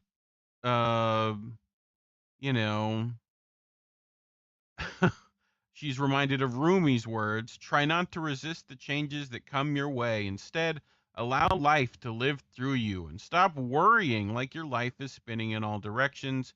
How do you know that your own side is better than the one to be? So, a lot of flowery words here. But yeah, I mean, thoughts before, people can read her background, Harvard and Oxford. Observer at COP23. We've talked about COP23 before. Probably some of the few who've talked about that in the space. And she went to the University of London. So, we've actually talked about the University of London specifically, I do believe. I think we talked about Alan McLeod's article, Spy School, when in regards to the, University of London. And I think that was also King's College, right? Yes. Vaguely. So, yeah, just a whole great article all around, no? I'm trying to remember who said, some African leader who was like, the colonist will come back as like a, entrepreneur or something like that. I forget. But anyway, closing thoughts? Anything you got? No. Yep. Again, just more Israel shit that I don't want to talk about. I know, dude. I know. I mean, this is at least slightly different. There's some slightly different countries Slightly. involved, but it's all interconnected, unfortunately. So, but yeah, it'll be interesting to see that play out. So that couldn't have anything to do with the deals they just made, I'm sure. But yeah, plus when quoting Klaus Schwab as somehow the right thing to do, that's always fun. But anyway, talking about these things is most certainly why we're demonetized. You can scan that QR code, go to code-v.com/indienewsnetwork, or if you're in the live chat, !donate, always in the description below. You want to give us some dollary dues, but we get it. Times are tough. Like and subscribe. Super easy to do. Hit the share button. Leave a comment. Let you know what you think. Are my spidey senses off? They normally aren't, but they might be. Feel free to let me know. Anyway, thanks for watching. Yeah. Well, what's the chat zone? Anything? We got it. We got it together. Anyone over on Rumble? No Rumble lizard people yet.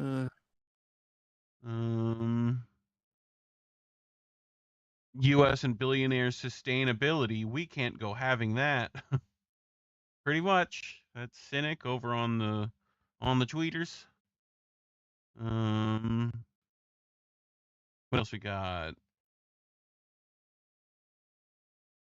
But I saw somebody talking about they had their glasses on. Talking about healthcare stuff. Kate, I'm involved with 6 GoFundMe's for healthcare fundraising. Yep. Just a lovely dystopian world we live in. KYE, it's all about the wah. Someone's gonna have big jump next. Again, more Warhammer stuff. You can't get me started on the Warhammer stuff. Like, Orc boys are also cool though. We like them. Anyway, corporations puppeted by oligarchs, says Anna Mayers. Yep. And Indy was talking about the article that was going bonkers about EVs and going down a rabbit hole. So he said he might bring it tomorrow night. It was definitely like, it's funny that tied in with the Rothschilds and Rockefellers and whatnot. Yeah. They're literally doing that. Yeah. So it's always fun. But anyway, you ready to get to our next one? I'm ready. Yep. Cool. So this story, I think, was somewhat big in our space. Yep. We take the little victories where we can get them, but I have thoughts on this. Yeah. I do too. I have thoughts on this. I'll definitely will share them later. It actually might relate to Did you a story watch I the think I was going to do. Rage Against the Machine clip I sent you? I You actually gotta did get. not, and I'm sorry I Okay, didn't. you terrible, terrible person. It's all right. I'm sure we'll manage without it.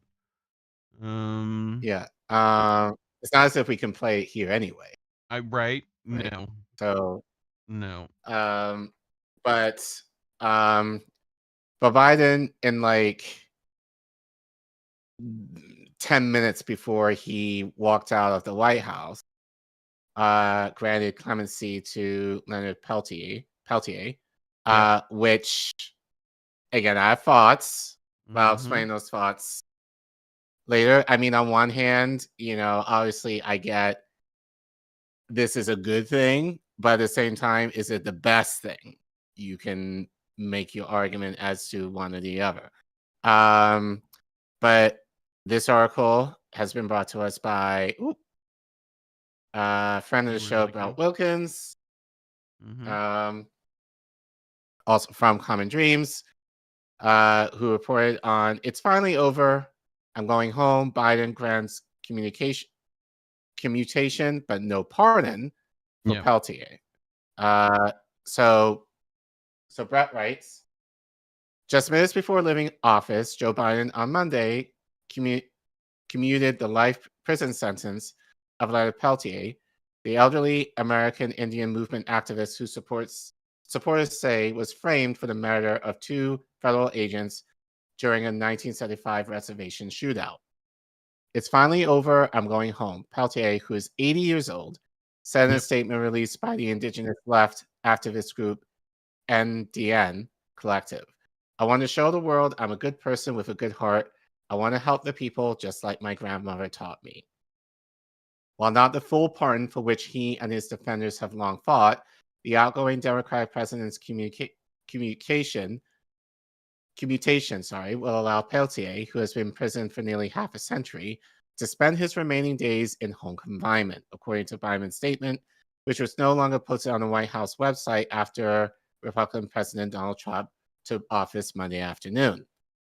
So if you zoom in, please. So this is from a tweet from the NDN Collective. Oh, by the way, for folks who know, Reef brought this story to me. So appreciate Reef for you actually pulling this together.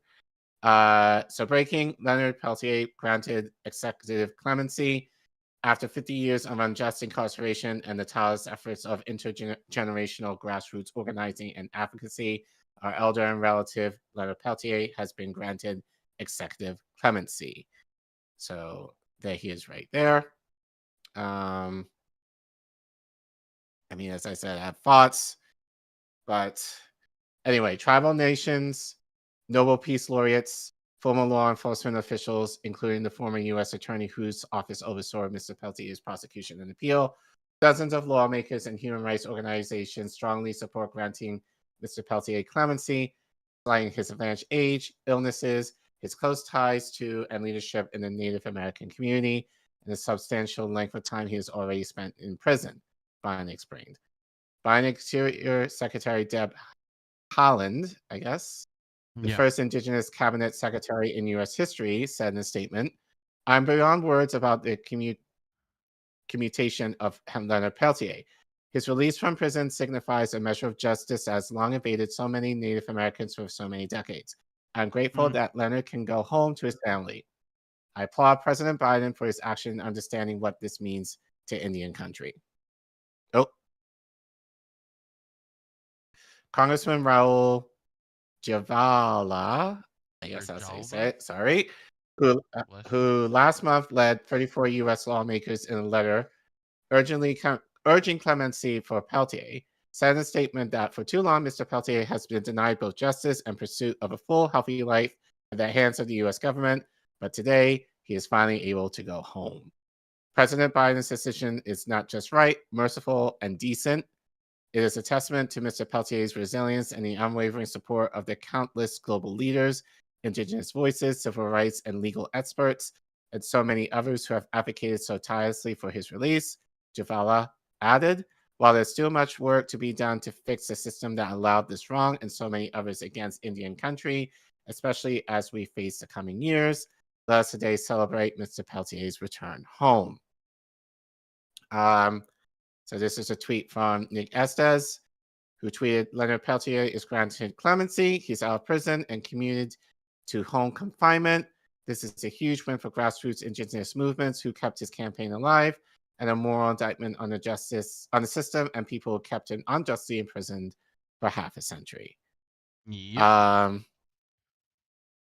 NDN Collective founder and CEO Nick Tilson said Monday that Leonard Peltier's freedom today is a result of 50 years of intergenerational resistance, organizing, and advocacy. Leonard Peltier's liberation is our Leonard Peltier's liberation is our liberation. You could probably see why I have an issue with this. Sure. We will honor him by bringing him back to his homelands to live out the rest of his days surrounded by loved ones, healing and reconnecting with his land and culture. Tilson continued. Let Leonard's freedom be a reminder that the entire so-called United States is built on the stolen lands of indigenous people, and that indigenous people have successfully resisted every attempt to oppress, silence, and colonize us, Tilson added. The victory of freeing Leonard Peltier is a symbol of our collective strength, and our resilience will never stop. Amnesty International USA Executive Director Paula freeing part. Like that's the thing is like, I mean, he's still convicted and still guilty on the books, you know? They let him out. Which is great. what clemency means. Yes. Right. It's not, I might as well get into it now. It's like not a pardon. So a pardon would be like full clean slate. Clemency is, which it would be the Democrat fighting for clemency, and it's not, you know. Right, but kit and caboodle. But Biden was able to pardon his family. Yeah, he was able to pardon what's his face? Shoot, name of the doctor. It's escaping me. Fauci. Fauci. Thank you. Like, yeah. Right. He even and I might talk about this story maybe next week, but he pardoned Marcus Garvey. Okay. Who's dead. Right. You know. So but you give clemency to Peltier, and actually I saw someone in the chat say let me try and find it. Oh, where did that go?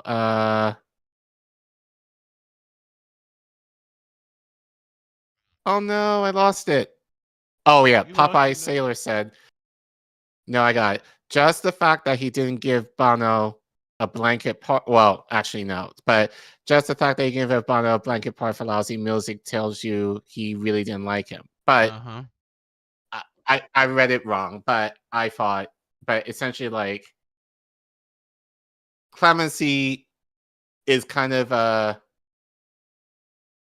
think honestly a dick move. In some respects. I mean, it's like we know we're doing wrong, but like fuck you anyway. You know? Right. So it's like I think look, now I hate doing this because this gives Assange vibes to me.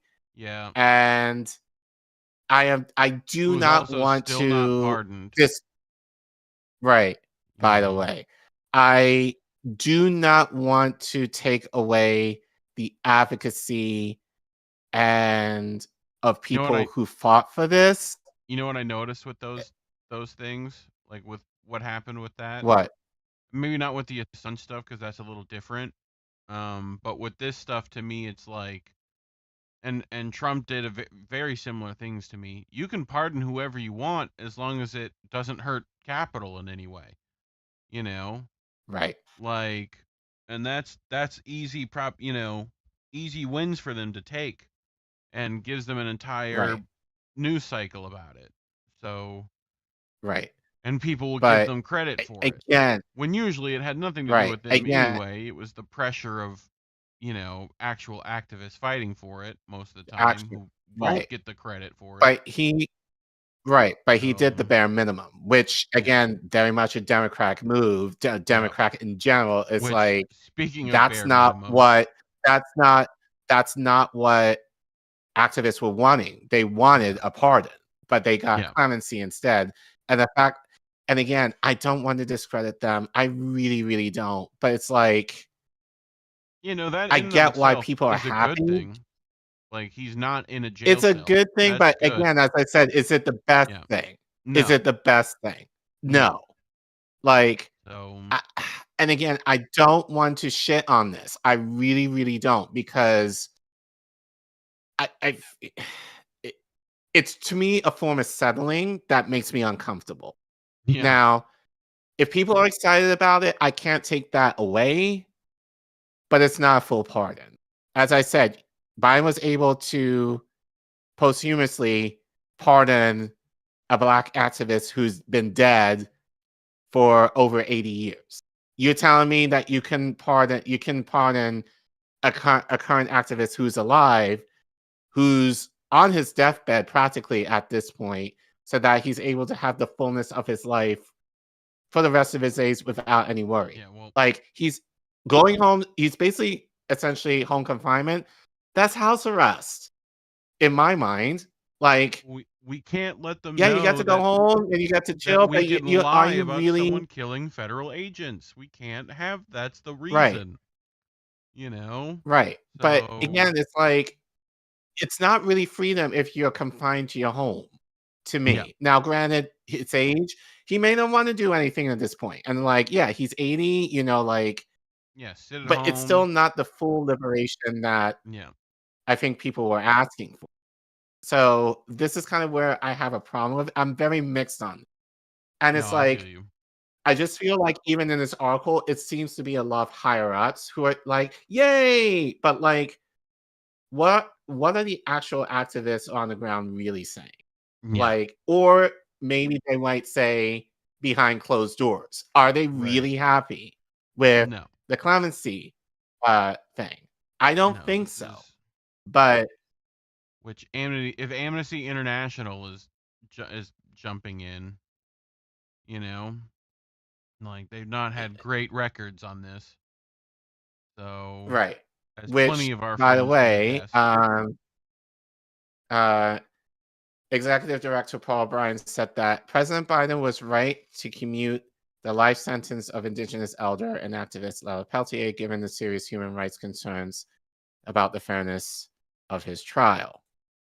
While Peltier admits to having participated in the June 26, 1975 gunfight at the Olala Sioux Reservation at Pine Ridge, South Dakota, he denies killing Federal Bureau of Investigation agents Jack Kohler and Ronald Williams.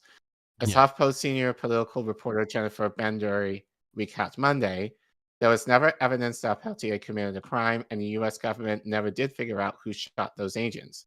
But federal officials needed someone to take the fall. The FBI had just lost 2 agents, and Peltier's defendants were all acquitted based on self-defense. So, Peltier became their guy. His trial was rife with misconduct. The FBI threatened, and that even of itself, like, red flag. Like, plus they're not even supposed to be on that property anyway. So which is why everyone else got self-defense. Plus 2 people said they lied. I mean, there's so much. You should go look at the Rage Against the War machine back when they were actually good at this. Had a song called Freedom, I think. If people want to go look up the music video for that, it does explain a lot of this as well.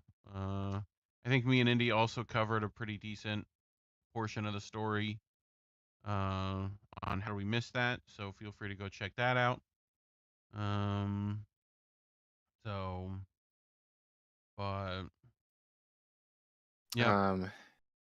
His trial was rife with misconduct. The FBI threatened and coerced witnesses into lying. Federal prosecutors hid evidence that exonerated Peltier.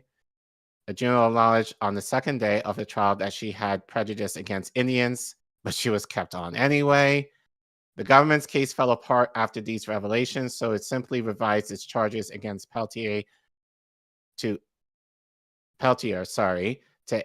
I'm saying the French way first. Yeah, I would say it's the French way. Wouldn't that be the way? Yeah. That's what I've heard everyone else say. You know, Well, what happened either was way, Indy went to New Orleans for a day and thinks he knows French pronunciation now. I think that's what happened. You know, I could be wrong, but they could just be. Dude, it would get me so heated.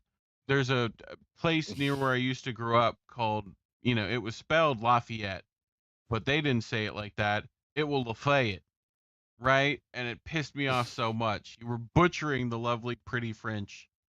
You know, don't be doing that. Cajun. It's worse. It's way worse than that. Cajun at least knows how to do it. You know, but no, that was bad. Lafayette's bad. I would argue probably Cajun is more like bastardized French or a form of French but we still patois, know how guess. to pronounce. But like we could pronounce it. Like there's some basic rules for the Latin, you know. Like so.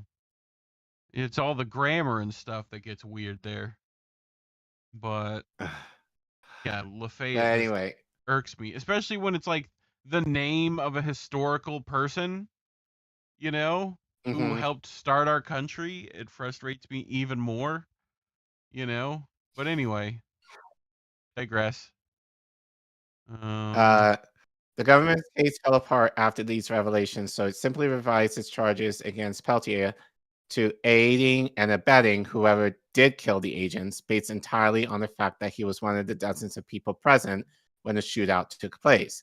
Peltier was convicted and sentenced to 2 consecutive life terms. Jesus Christ. American Indian Movement activist Joel Stuntz Kilswright was also killed at Pine Ridge when a U.S. Bureau of Chief Affairs agent sniper shot him in the head after Collin and Williams were killed. Stuntz's death has never been investigated. Gee, funny how that why? works. Right. You know.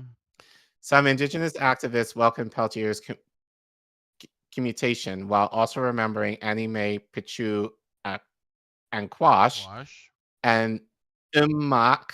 Sorry, butchered that name. That tribe. I would think.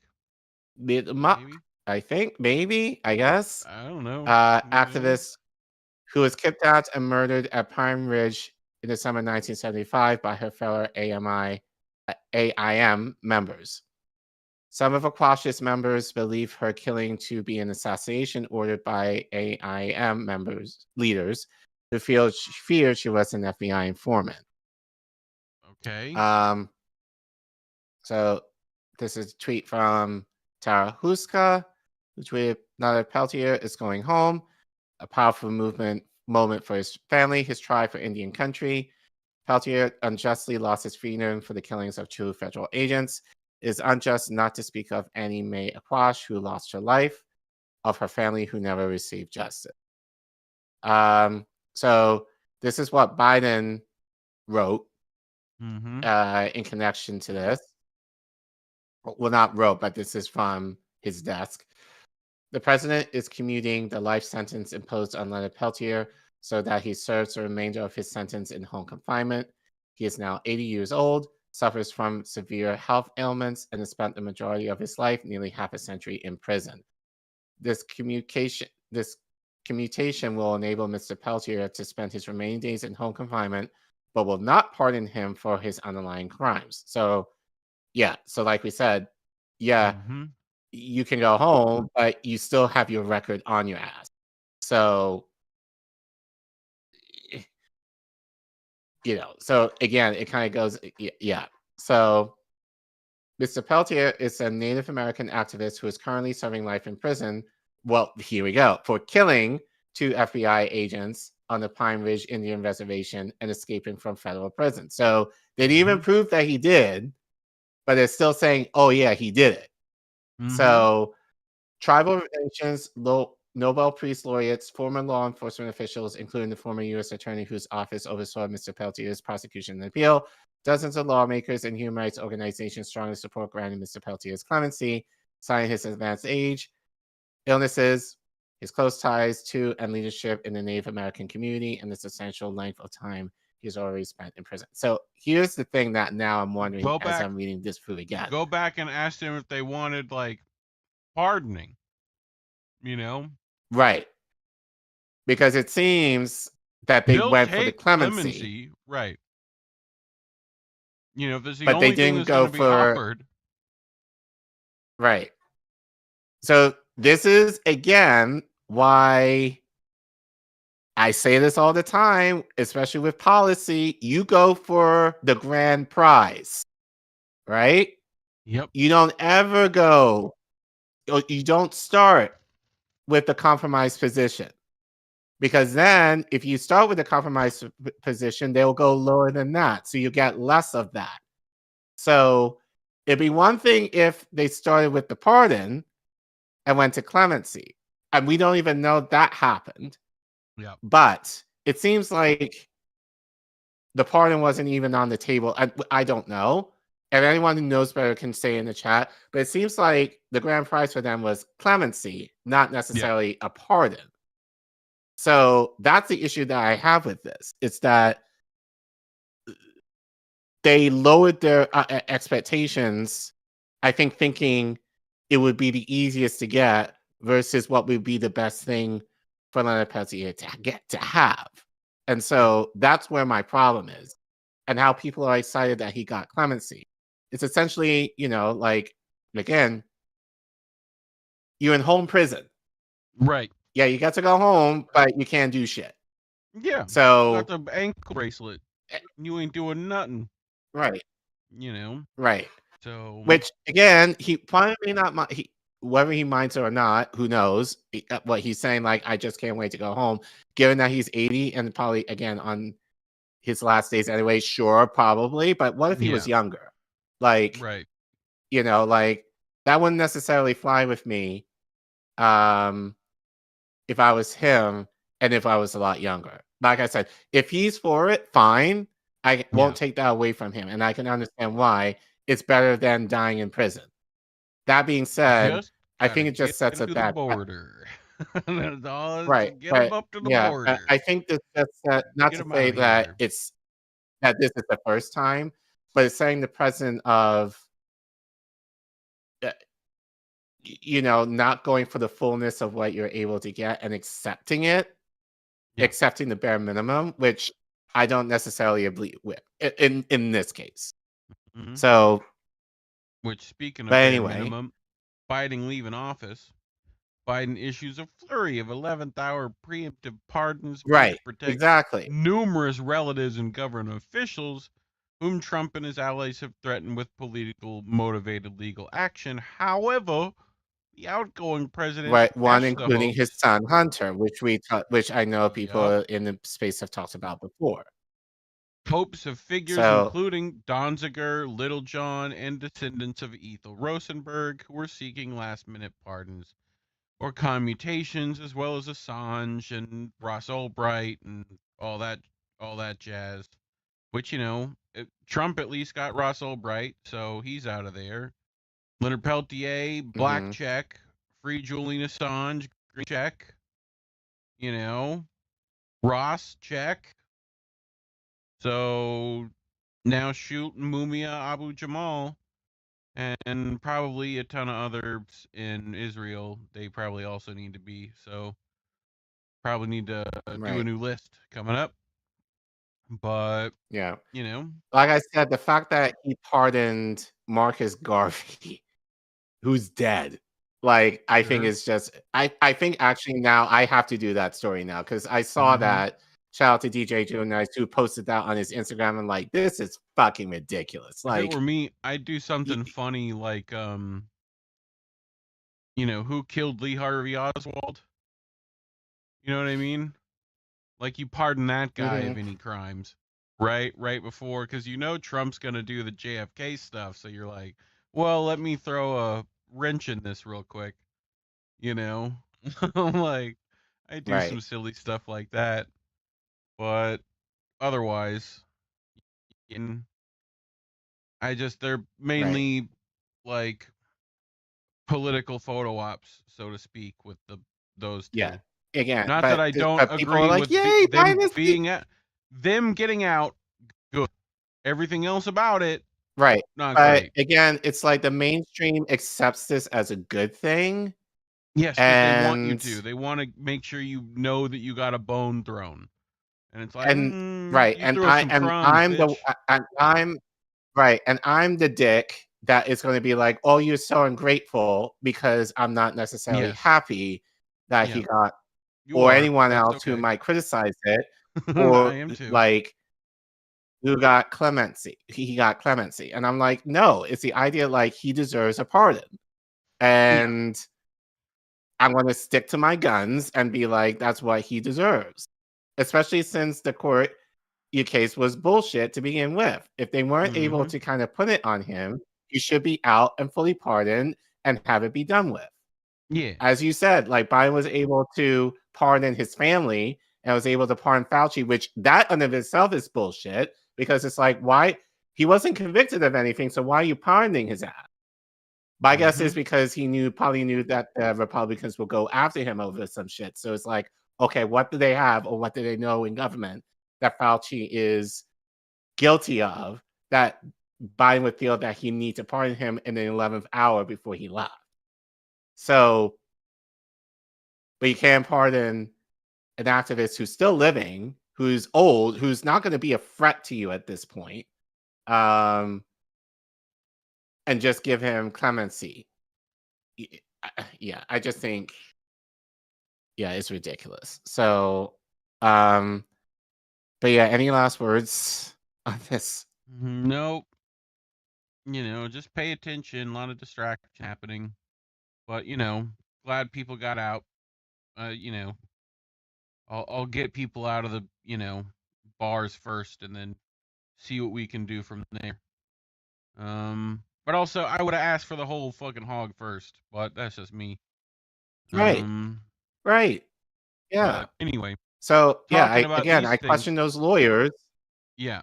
Sorry, but yeah, I For question sure. those lawyers. Like, what were you doing? Like, did you actually go for a pardon, or you just were willing to settle for clemency because it was easier? So, Which, like, why you I don't could know. go back? Yeah, I don't get it either. You could just go back to bed. No one would worry about it. You would face no repercussions. But fine. Anyway, talking about these things is why we're demonetized. You can go to code.com/indienewsnetwork, scan that QR code on your screen, or if you're in the live chat, !donate will get you the links to donate to us. We appreciate it. Always in the description below. But, mainly like, subscribe, share the stream, share the clips. It's up to you to fight suppression. And just leave a comment. Let us know what you think. We read those. You'll notice we do that. So get down there. But otherwise, thanks for watching. Coolio. To the chats, Care Bear. Sean the Accord Lord said I did something 100%. I don't know what it was, but I'll take it. I think it was Cynic over on the Discord said they are pulling out the big guns of distraction. I expect them to find Jimmy Hoffa any day now. So, he's got to be somewhere, right? Right. But Golden Monarch on YouTube said Biden forgot to pardon Sam Bankman-Fried, his biggest donor. Oh, Sammy, I forgot. I got ice cream. Yeah. Yeah, check out our AI mining segment, Monarch. You'll like that one. You want to hit that old reversal button? Popeye Sailor said, I grew up near Lafayette, California, and we just called them douchebag rich kids. Wrong Lafayette, but yes. Unfortunately, mine's Lafayette County, Florida. So, different, much different. That's like a 1 fucking red light county, bro. It's fucking rough out there. You know? That's in the real boonies over there. But anyway, let's get to this next one. Want to get through this as much as possible. I know Shan and Oz are coming up here in a bit, so go check them out. I think I left a link in chat for people. It should be here. Let me copy it again, just to make sure. Copy page address. There it is. You can click that link in the chat. Head over there to Oz and Shanda in a bit. But let's get to this story. So, Collin, do you know the classic British television show Mitchell and Webb? Yes, Mitchell and Webb. I actually do not. Okay. I do not actually. You could guess by this classic meme, "Are we the baddies?" what that might entail with his hat and whatnot, right? But I found it fitting with the story from Kit Clarenberg titled, "I Felt Like a Nazi. Zionists Admit Genocide." Okay? This isn't what Elon wrote in his diary. Completely different story. This is, which I wish I could find a tweet I said that said something along the lines of like, I don't trust the crocodile tears of these kind of people, and I don't either, but it at least is indicative of things. So Clarenberg writes, on December 23rd, 2024, Israel's Haaretz published an extraordinary investigation into the impact of the Zionist occupation force brutality on the mental health of its own militants, specifically moral injury, whatever that means, incurred by Tel Aviv's soldiers while perpetrating unabashed genocide in Gaza. While at significant pains throughout to paint Israelis as the ultimate victims of the 21st century Holocaust they are committing, the outlet's little notice reporting offered extensive, unprecedented insight into routine horrors casually meted out for Palestinians by the entity before and after October 7th. The article's author, along with a ZOF social welfare officer, decades prior conducted academic research into why Tel Aviv soldiers regularly commit the most sadistic atrocities imaginable against innocent Palestinians. They follow the First Intifada, 1987-1993, during which the entity brutally cracked down upon righteous Palestinian resistance to Israel's illegal, immoral occupation of their historic lands. The pair's joint research effort provided a rich yield of first-hand evidence of Zionist cruelty as ZOF soldiers candidly opened up to them. Okay? So, the pair identified separate groups of ZOF soldiers based on personality traits. First and foremost was a ruthless and callous faction who committed the most severe atrocities and viewed brutality as an expression of strength and masculinity. The power they felt serving in Israelis' genocidal military was, quote, intoxicating. One boastfully described how he had no problem brutalizing and murdering women, citing how he'd kicked a Palestinian female so hard her bones in her groin broke, and she can't have children today. Quote, it's like a drug you feel like you are the law. You make the rules as if from the moment you leave the place called Israel and enter the strip, you are God. So that's sounds like our police who wear the badge. Uh-huh. Same shit. Sounds like we got a lot of complexes involved here too. But meanwhile, another ZOF militant shot an Arab 4 times in the back from a distance of just 10 meters and got away with a self-defense claim. This was, the killer admitted, cold-blooded murder, and we did things like that every day. Another recalled how a young Palestinian was walking down a street calmly minding their own business when Zionist forces opened fire. Bang, a bullet in the stomach, and he was dying on the sidewalk. Israeli operatives then drove away indifferently to their victim. Per Haaretz, these soldiers were remorseless and did not report moral injury. Nonetheless, a few of the genocidal war criminals involved were convicted by military courts for their horrendous actions, which left them feeling bitter and betrayed.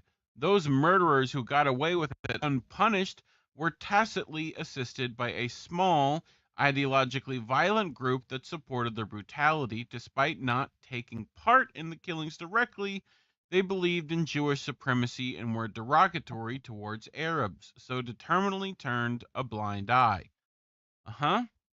Meanwhile, a large group of ZOF soldiers with no prior inclination to violence became callous and inhuman to the influence of their superiors and the norms of their unit. Quote, I felt like a Nazi. It looked exactly like we were actually the Nazis and they were the Jews. One member of this contingent testified. Another bore witness to how a new commander, during their first patrol together in the early hours of the morning, hideously mutilated a defenseless Palestinian child. There's not a soul in the streets, just a little 4-year-old boy playing in the sand in his yard. The commander suddenly starts running, grabs the boy, and breaks his arm at the elbow and his leg. Stepped on his stomach 3 times and left. We all stood there with our mouths open. He told me, these kids need to be killed from the day they are born. When a commander does that, it becomes legit. Still, there were some ZOF conscripts who opposed the influence of callous and ideological groups on the culture of the Zionist entity's military, who bravely took a moral stand and went on to report the atrocities they witnessed, if not participated in directly. Despite being initially intimidated by brutal commanders, they blew the whistles. The reward was to be severely harassed and ostracized by Zionist entity authorities.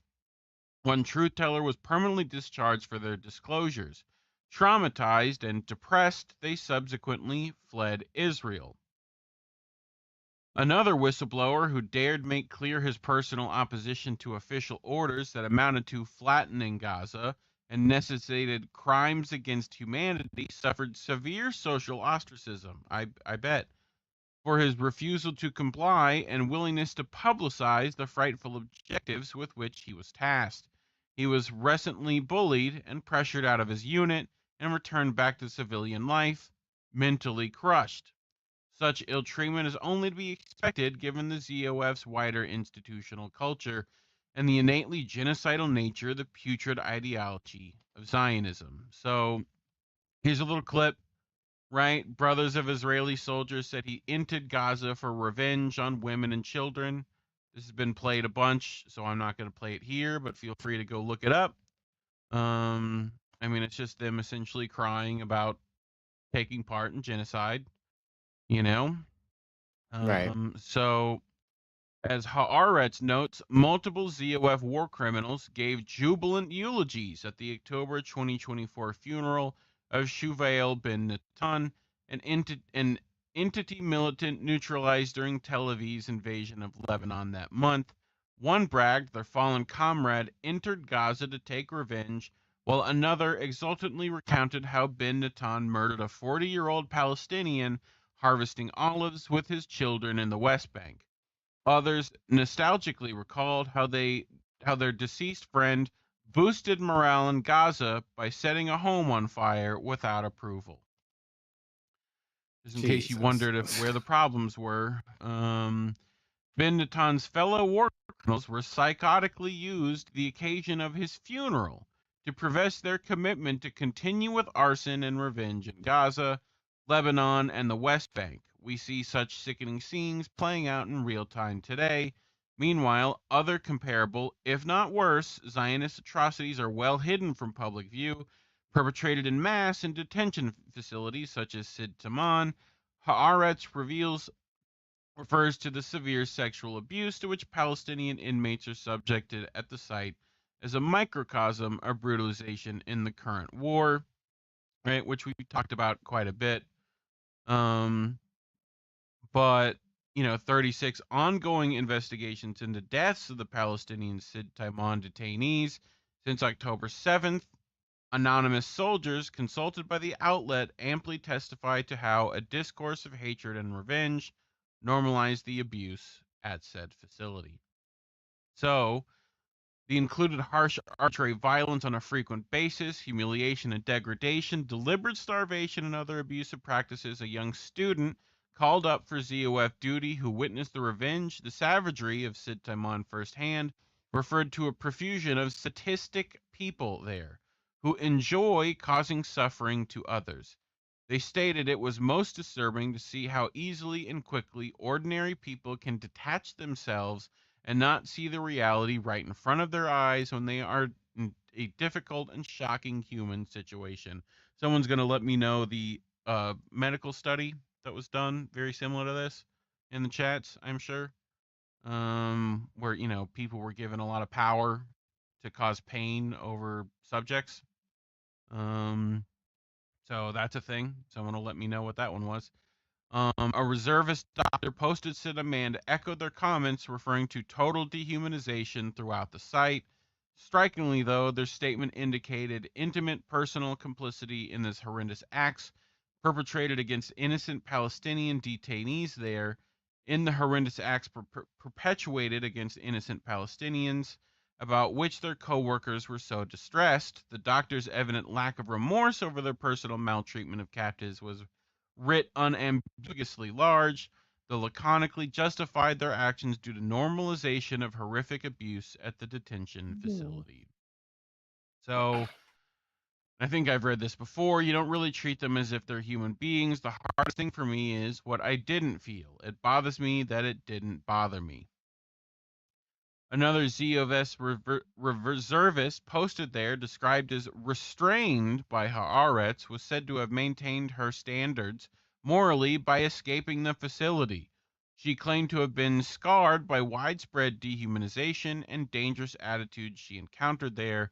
Her experiences were so traumatic, she managed to be discharged from duty with a psychiatrist's help.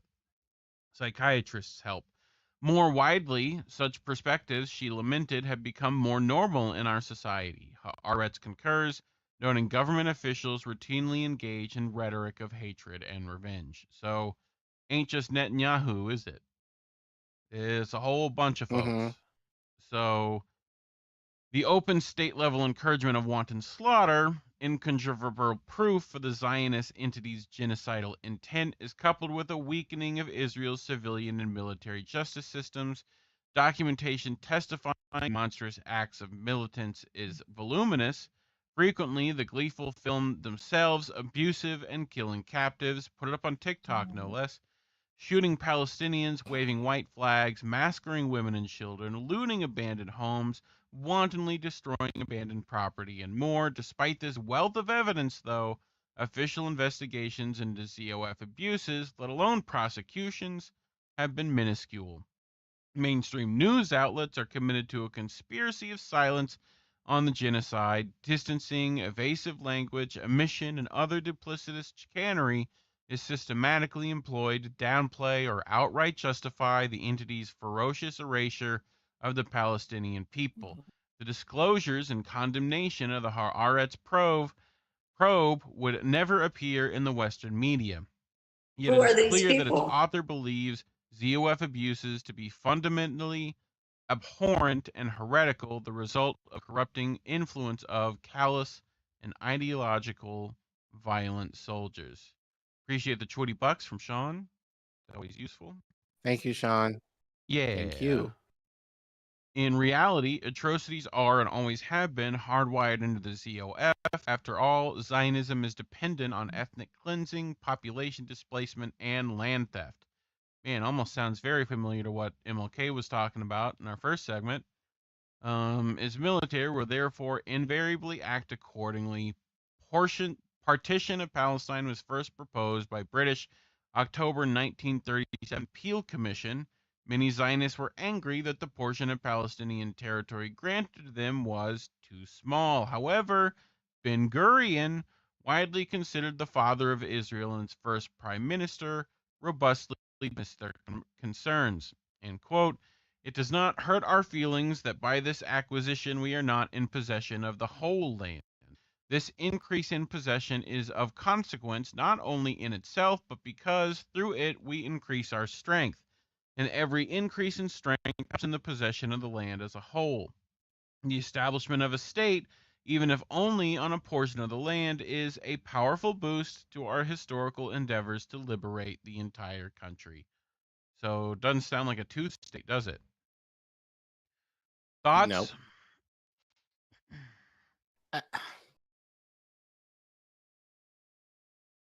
I am baffled at the type of culture where people, and again, the average age, I think, of an IDF official is like 19, 20. Like, I don't understand how a culture can propagandize children Yeah. to where they feel justified, at least in this degree, to kill other people. Like, I mean, I know it. I get it. Like, you know, we see this throughout history. You know, like, so it's, but it's still kind of fascinating to me that how. Yeah, explain that science. How you can do that. Like, that's the thing. I think that I'm kind of unsettled by. It's the idea of like, you okay with, like, I can hate you, but that doesn't mean that I necessarily have the mind or the will, mostly the will, to kill you. So I don't get it. Like, I really don't get it. But it kind of slaps in the face of people who say, and this is my issue, it's like, oh, you know, we're deserving of the land and all this kind of stuff, like it's rightfully ours. So that means you're justified. So that gives you the justification to kill the people who have been living there. Like, make that make sense. Like, that's the thing that people don't necessarily talk about. It's the idea of like, and again, this is on the basis of religion, quote unquote. Like, manifest destiny much, anyone? Like, you still feel so justified in having this land that you're willing to kill over it. Like, and any Jewish American who's not able to make that connection, I think, is either dissonance or just, I don't want to think it's ignorance, because you should be able to make the connection that if you're strongly calling out, you know, white settlers for doing that to the Native Americans, then why aren't you doing that among Israelis who, and I'll argue maybe even Jewish people who might agree with this, that it's okay to do that to Palestinians. So the experiments I were talking about was the Milgram experiment and the Stanford prison experiment. Both were things people should look up. You know, those were essentially in the same thing. Psychological study where students were randomly assigned to be prisoners or guards, right? And the ones with power became pretty terrible people. So, and then the other one, the Milgram, is a series of social psychology experiments where participants were instructed to shock other participants, right? So, and it measured the level of shock that the participants was willing to deliver. So, but they nonetheless continued to follow orders. Like, if they told them to shock them, they shocked them, right? Regardless of what was happening, you know? So, and only a few people were like, no, I'm not doing that, you know? So, right. But that's what this reminds me of. This is classic. We were following orders, you know? It don't get you off the hook if I remember some of those trials. So, right. But, you know, some orders are meant to be broken, in my opinion. So, yes. Especially by ethical people. I mean, for me, at least at the cost of human. Now it depends on the circumstance, but yeah, you know, but again, I just don't see like the group. I don't get that groupthink in this, that that people are justified or feel that they're justified in order to do something like that just because I was ordered to. Right. So Yeah. And usually there's a lot more going on with that when in regards to things like this. But yeah, it definitely is part of that. People can disassociate that pretty easy. But talking about these things is why we're demonetized. You can scan that QR code on your screen, go in the description below and find the link, ko-fi.com/indienewsnetwork. If you're in that live chat, you can put !donate, and did like Sean did and hook us up with some dollary dues. We appreciate it. But if you can't do that, it's very easy. We just ask for the engagement that supposedly helps us fight suppression, liking and subscribing, hitting the share button, sending this to your friends, and leaving comments that we do read, all supposedly help. So, this is brought to you by viewers such as yourselves. So, do the work. But anyway, thanks for watching. All right. Let's check the chat before we get the last one, which is a shorty. And then people can go over and watch Oz and Shanda. So Cobra Commander, yeah, I didn't know you were talking about Palestine. Man, this stuff sounds familiar. History rhymes and all that. Popeye the Sailor talking about the Balfour Declaration. These are the same people who took 6 countries from Ireland. The Balfour was the same year as Easter Uprising. No? All right. So Never heard of that, actually. Yeah, I'll have to look into that. Maybe something to look into. Actually, I think he continues here. Popeye said they have a stolen symbol of the red hand. Only this one is the left hand, and it has a red 6-sided star and a crown on it for Northern Ireland. My grandpa never once said Northern when he mentioned home. Sure. Interesting. I mean, I know some Northerners over there. I know some Southerners who were Popeye Sailor did some things. So right, Popeye Sailor. I guess the IDF ones who were not as ruthless were allowed to take a day off at the festival and be used in a Hannibal. Yeah, just about. They'll at least use them for sympathy and play the victim yet again. Right. Indy says, "Big crowd here. Love to see it. Share. But yeah, all right. You gonna get to our next one? We should Last one. head that Last way. one. Last one. All right. So I find this photo very telling. Definitely super real. Definitely not AI. Definitely super realistic. Definitely when there's 4 Netanyahus. Okay, definitely realistic. Especially one with this little shadow. It's very, I'm gonna say, Chaplin-esque. I don't know why AI would do that. That seems odd. And look, it's everyone's favorite car salesman, who couldn't sell a car if he tried. But anyway, let's get to the actual story from Dave DeCamp over at antiwar.com, right? Which, if you've not bookmarked that, you should. Who says Netanyahu's Likud party says ceasefire deal allows a return to fighting under the American guarantee.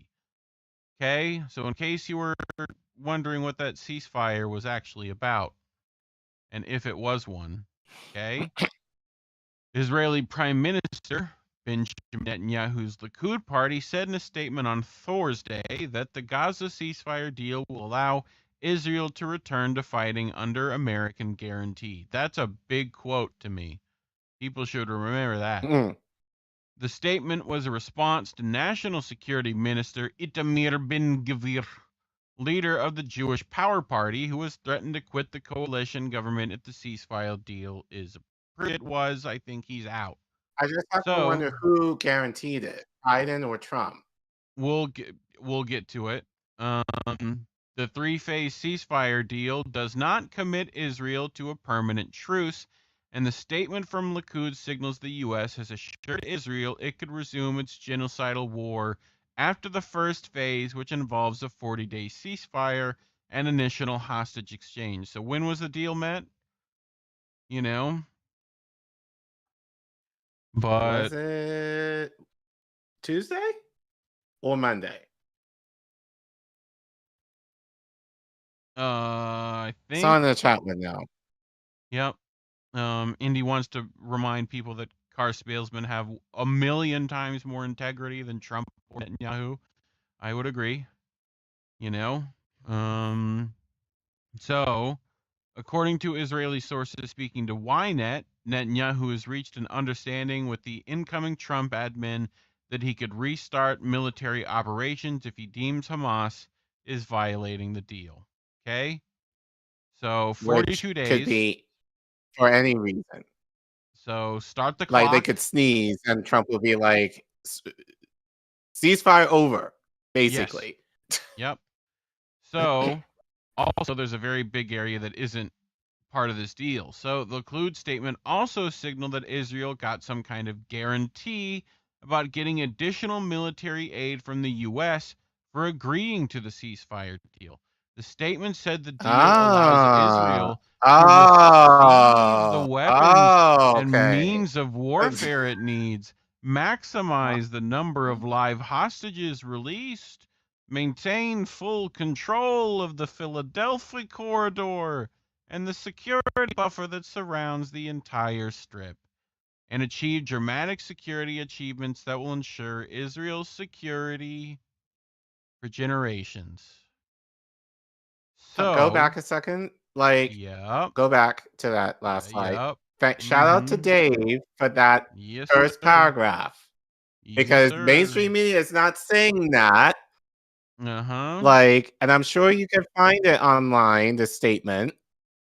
So basically that's the only reason why they agreed to the ceasefire in the first place, is that it's kind of interesting that Biden has paused all foreign aid except to Israel, Egypt. And there's another one that say that they didn't.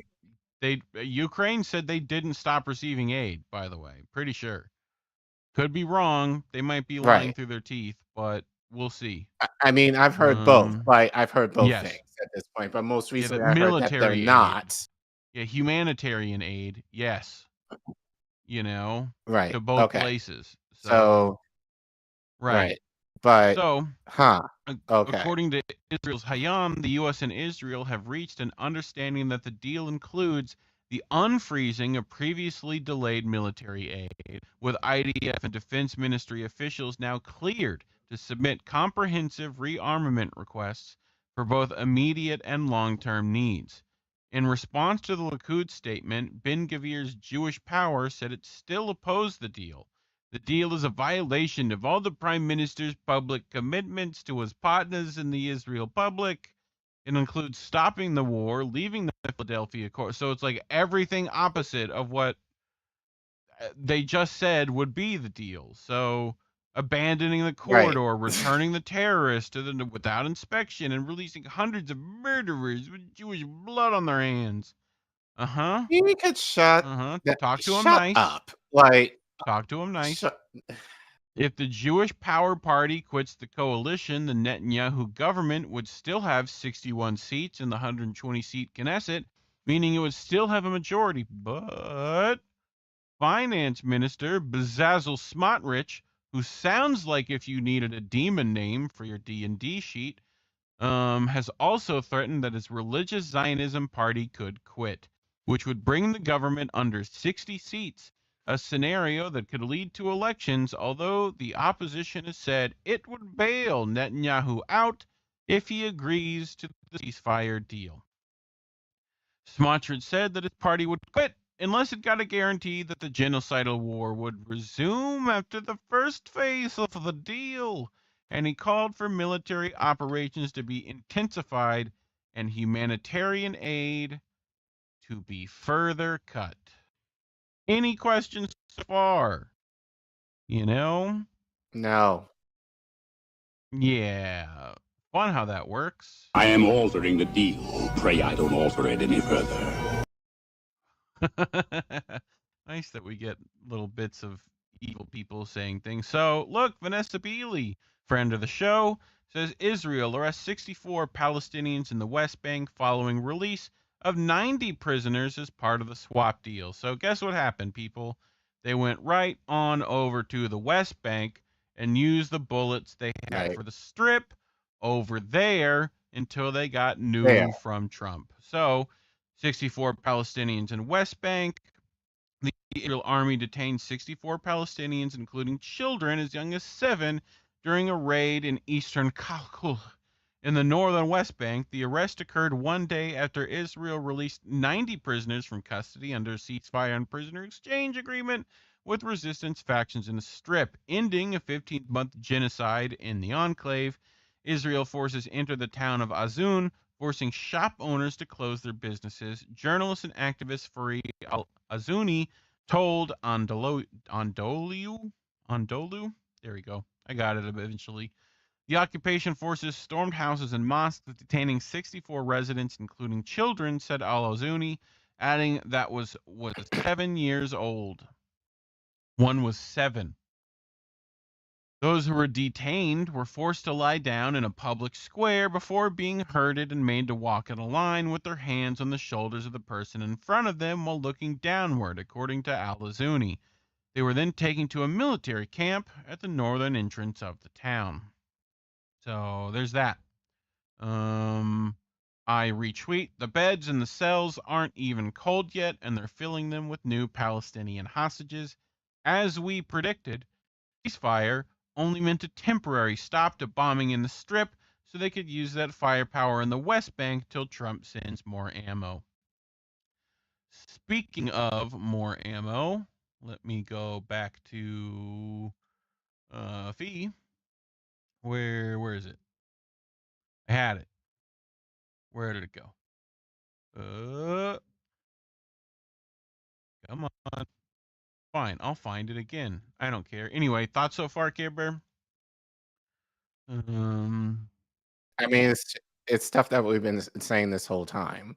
Like we said this, was it last week? You know, like all the attention now is going to be moved over to the West Bank now. Like, and besides, like Gaza is basically done. So there's not much to be done there besides, you know, assassinating whoever is still there. But they're going to turn their attention now to the West Bank. And God, like. So, in other news, breaking as of 5 hours ago, Trump sending, as expected, Trump sending 1,800 MK-84 2,000-pound bombs to Israel that were put on hold by Biden's team. Understands these were the illegal bombs. These were the illegal bombs, correct? That is correct. I do believe. Okay. Understand this is how it works. They take turns screwing you and the rest of the world. That's what happens when the intel military apparatus runs the country. So, yeah. Insert shit lip hair. Well, at least Biden didn't send the illegal bombs. But Trump is sending the illegal bombs. As old as time.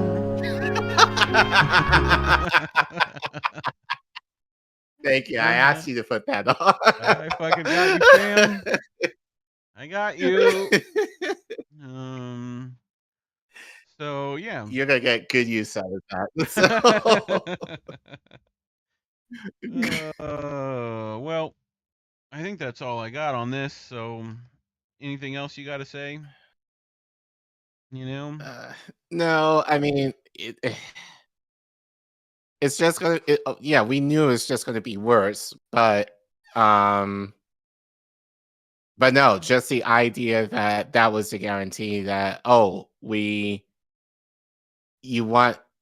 we'll give you more weapons if you call a ceasefire, which, funny enough, isn't that what Kamala said? Like, how long she wanted the ceasefire to be? Sure. Yeah, the same shit, same boss, new boss, same as the old boss. Right. So, All the bosses, the same shit. You know, but people are gonna. But I'm sure once people realize what's going on, they're gonna scream and shout. Well, Trump did this. He only did it for 6 weeks. Well, Kamala said the same shit. The other team, you know, says so Trump is fucking God Emperor. Please lick his boot harder. Yeah, no thanks.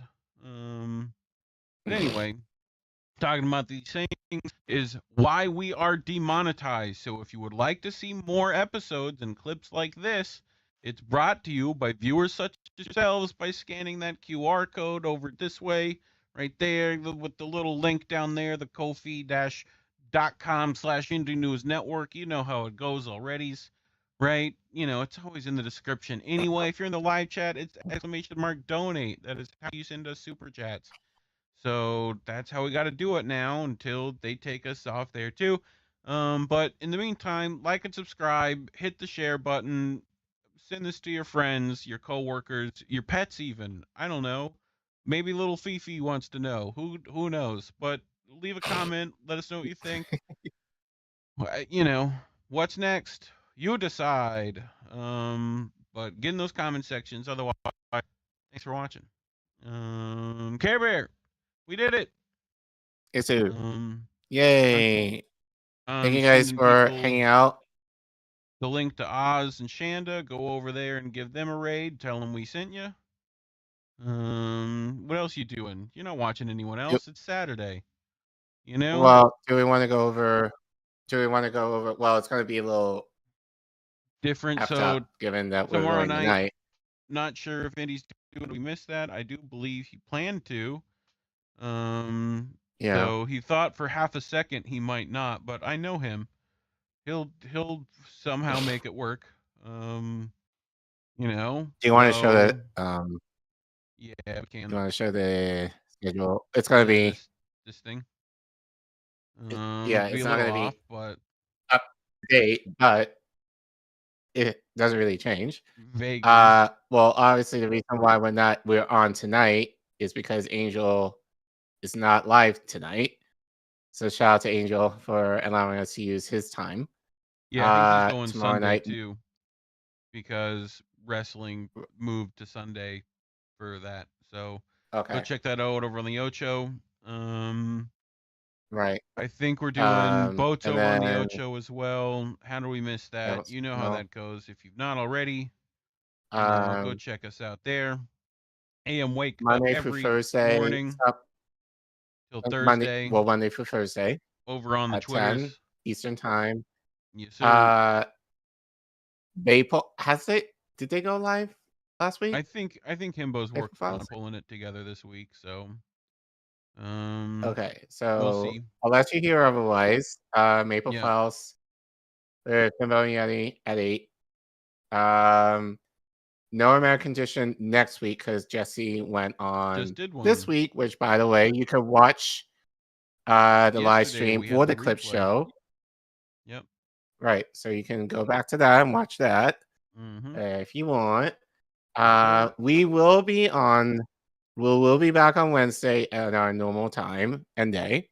Yeah. As we said, someone asked, we're only doing this tonight because we've lost power on Wednesday. So we just same that time, same that channel. Yeah. And then that's pretty much it. To be determined Thursday Yeah. at 9 p.m. Snow Himmel streams. And independent on the review on Ocean. Friday. No, that's not on the Ocean. That's you. So, should be fun. But anyway, that's our show, folks. So find all the links, Indie News Network. Go get you some merch. Links on there. We got some stuff if you want some stuff. And little birdies tell me that there might be even cheaper stuff possibly in the future. So you can actually get things at reasonable prices. So, look out for that. But anyway, go on over to Shanda. Go do the things. But otherwise, as always, labels are bad. Stay independent. Good night, fam. Have a good week, everyone. Have a great weekend. We want to talk right down to earth in a language that everybody here can easily understand.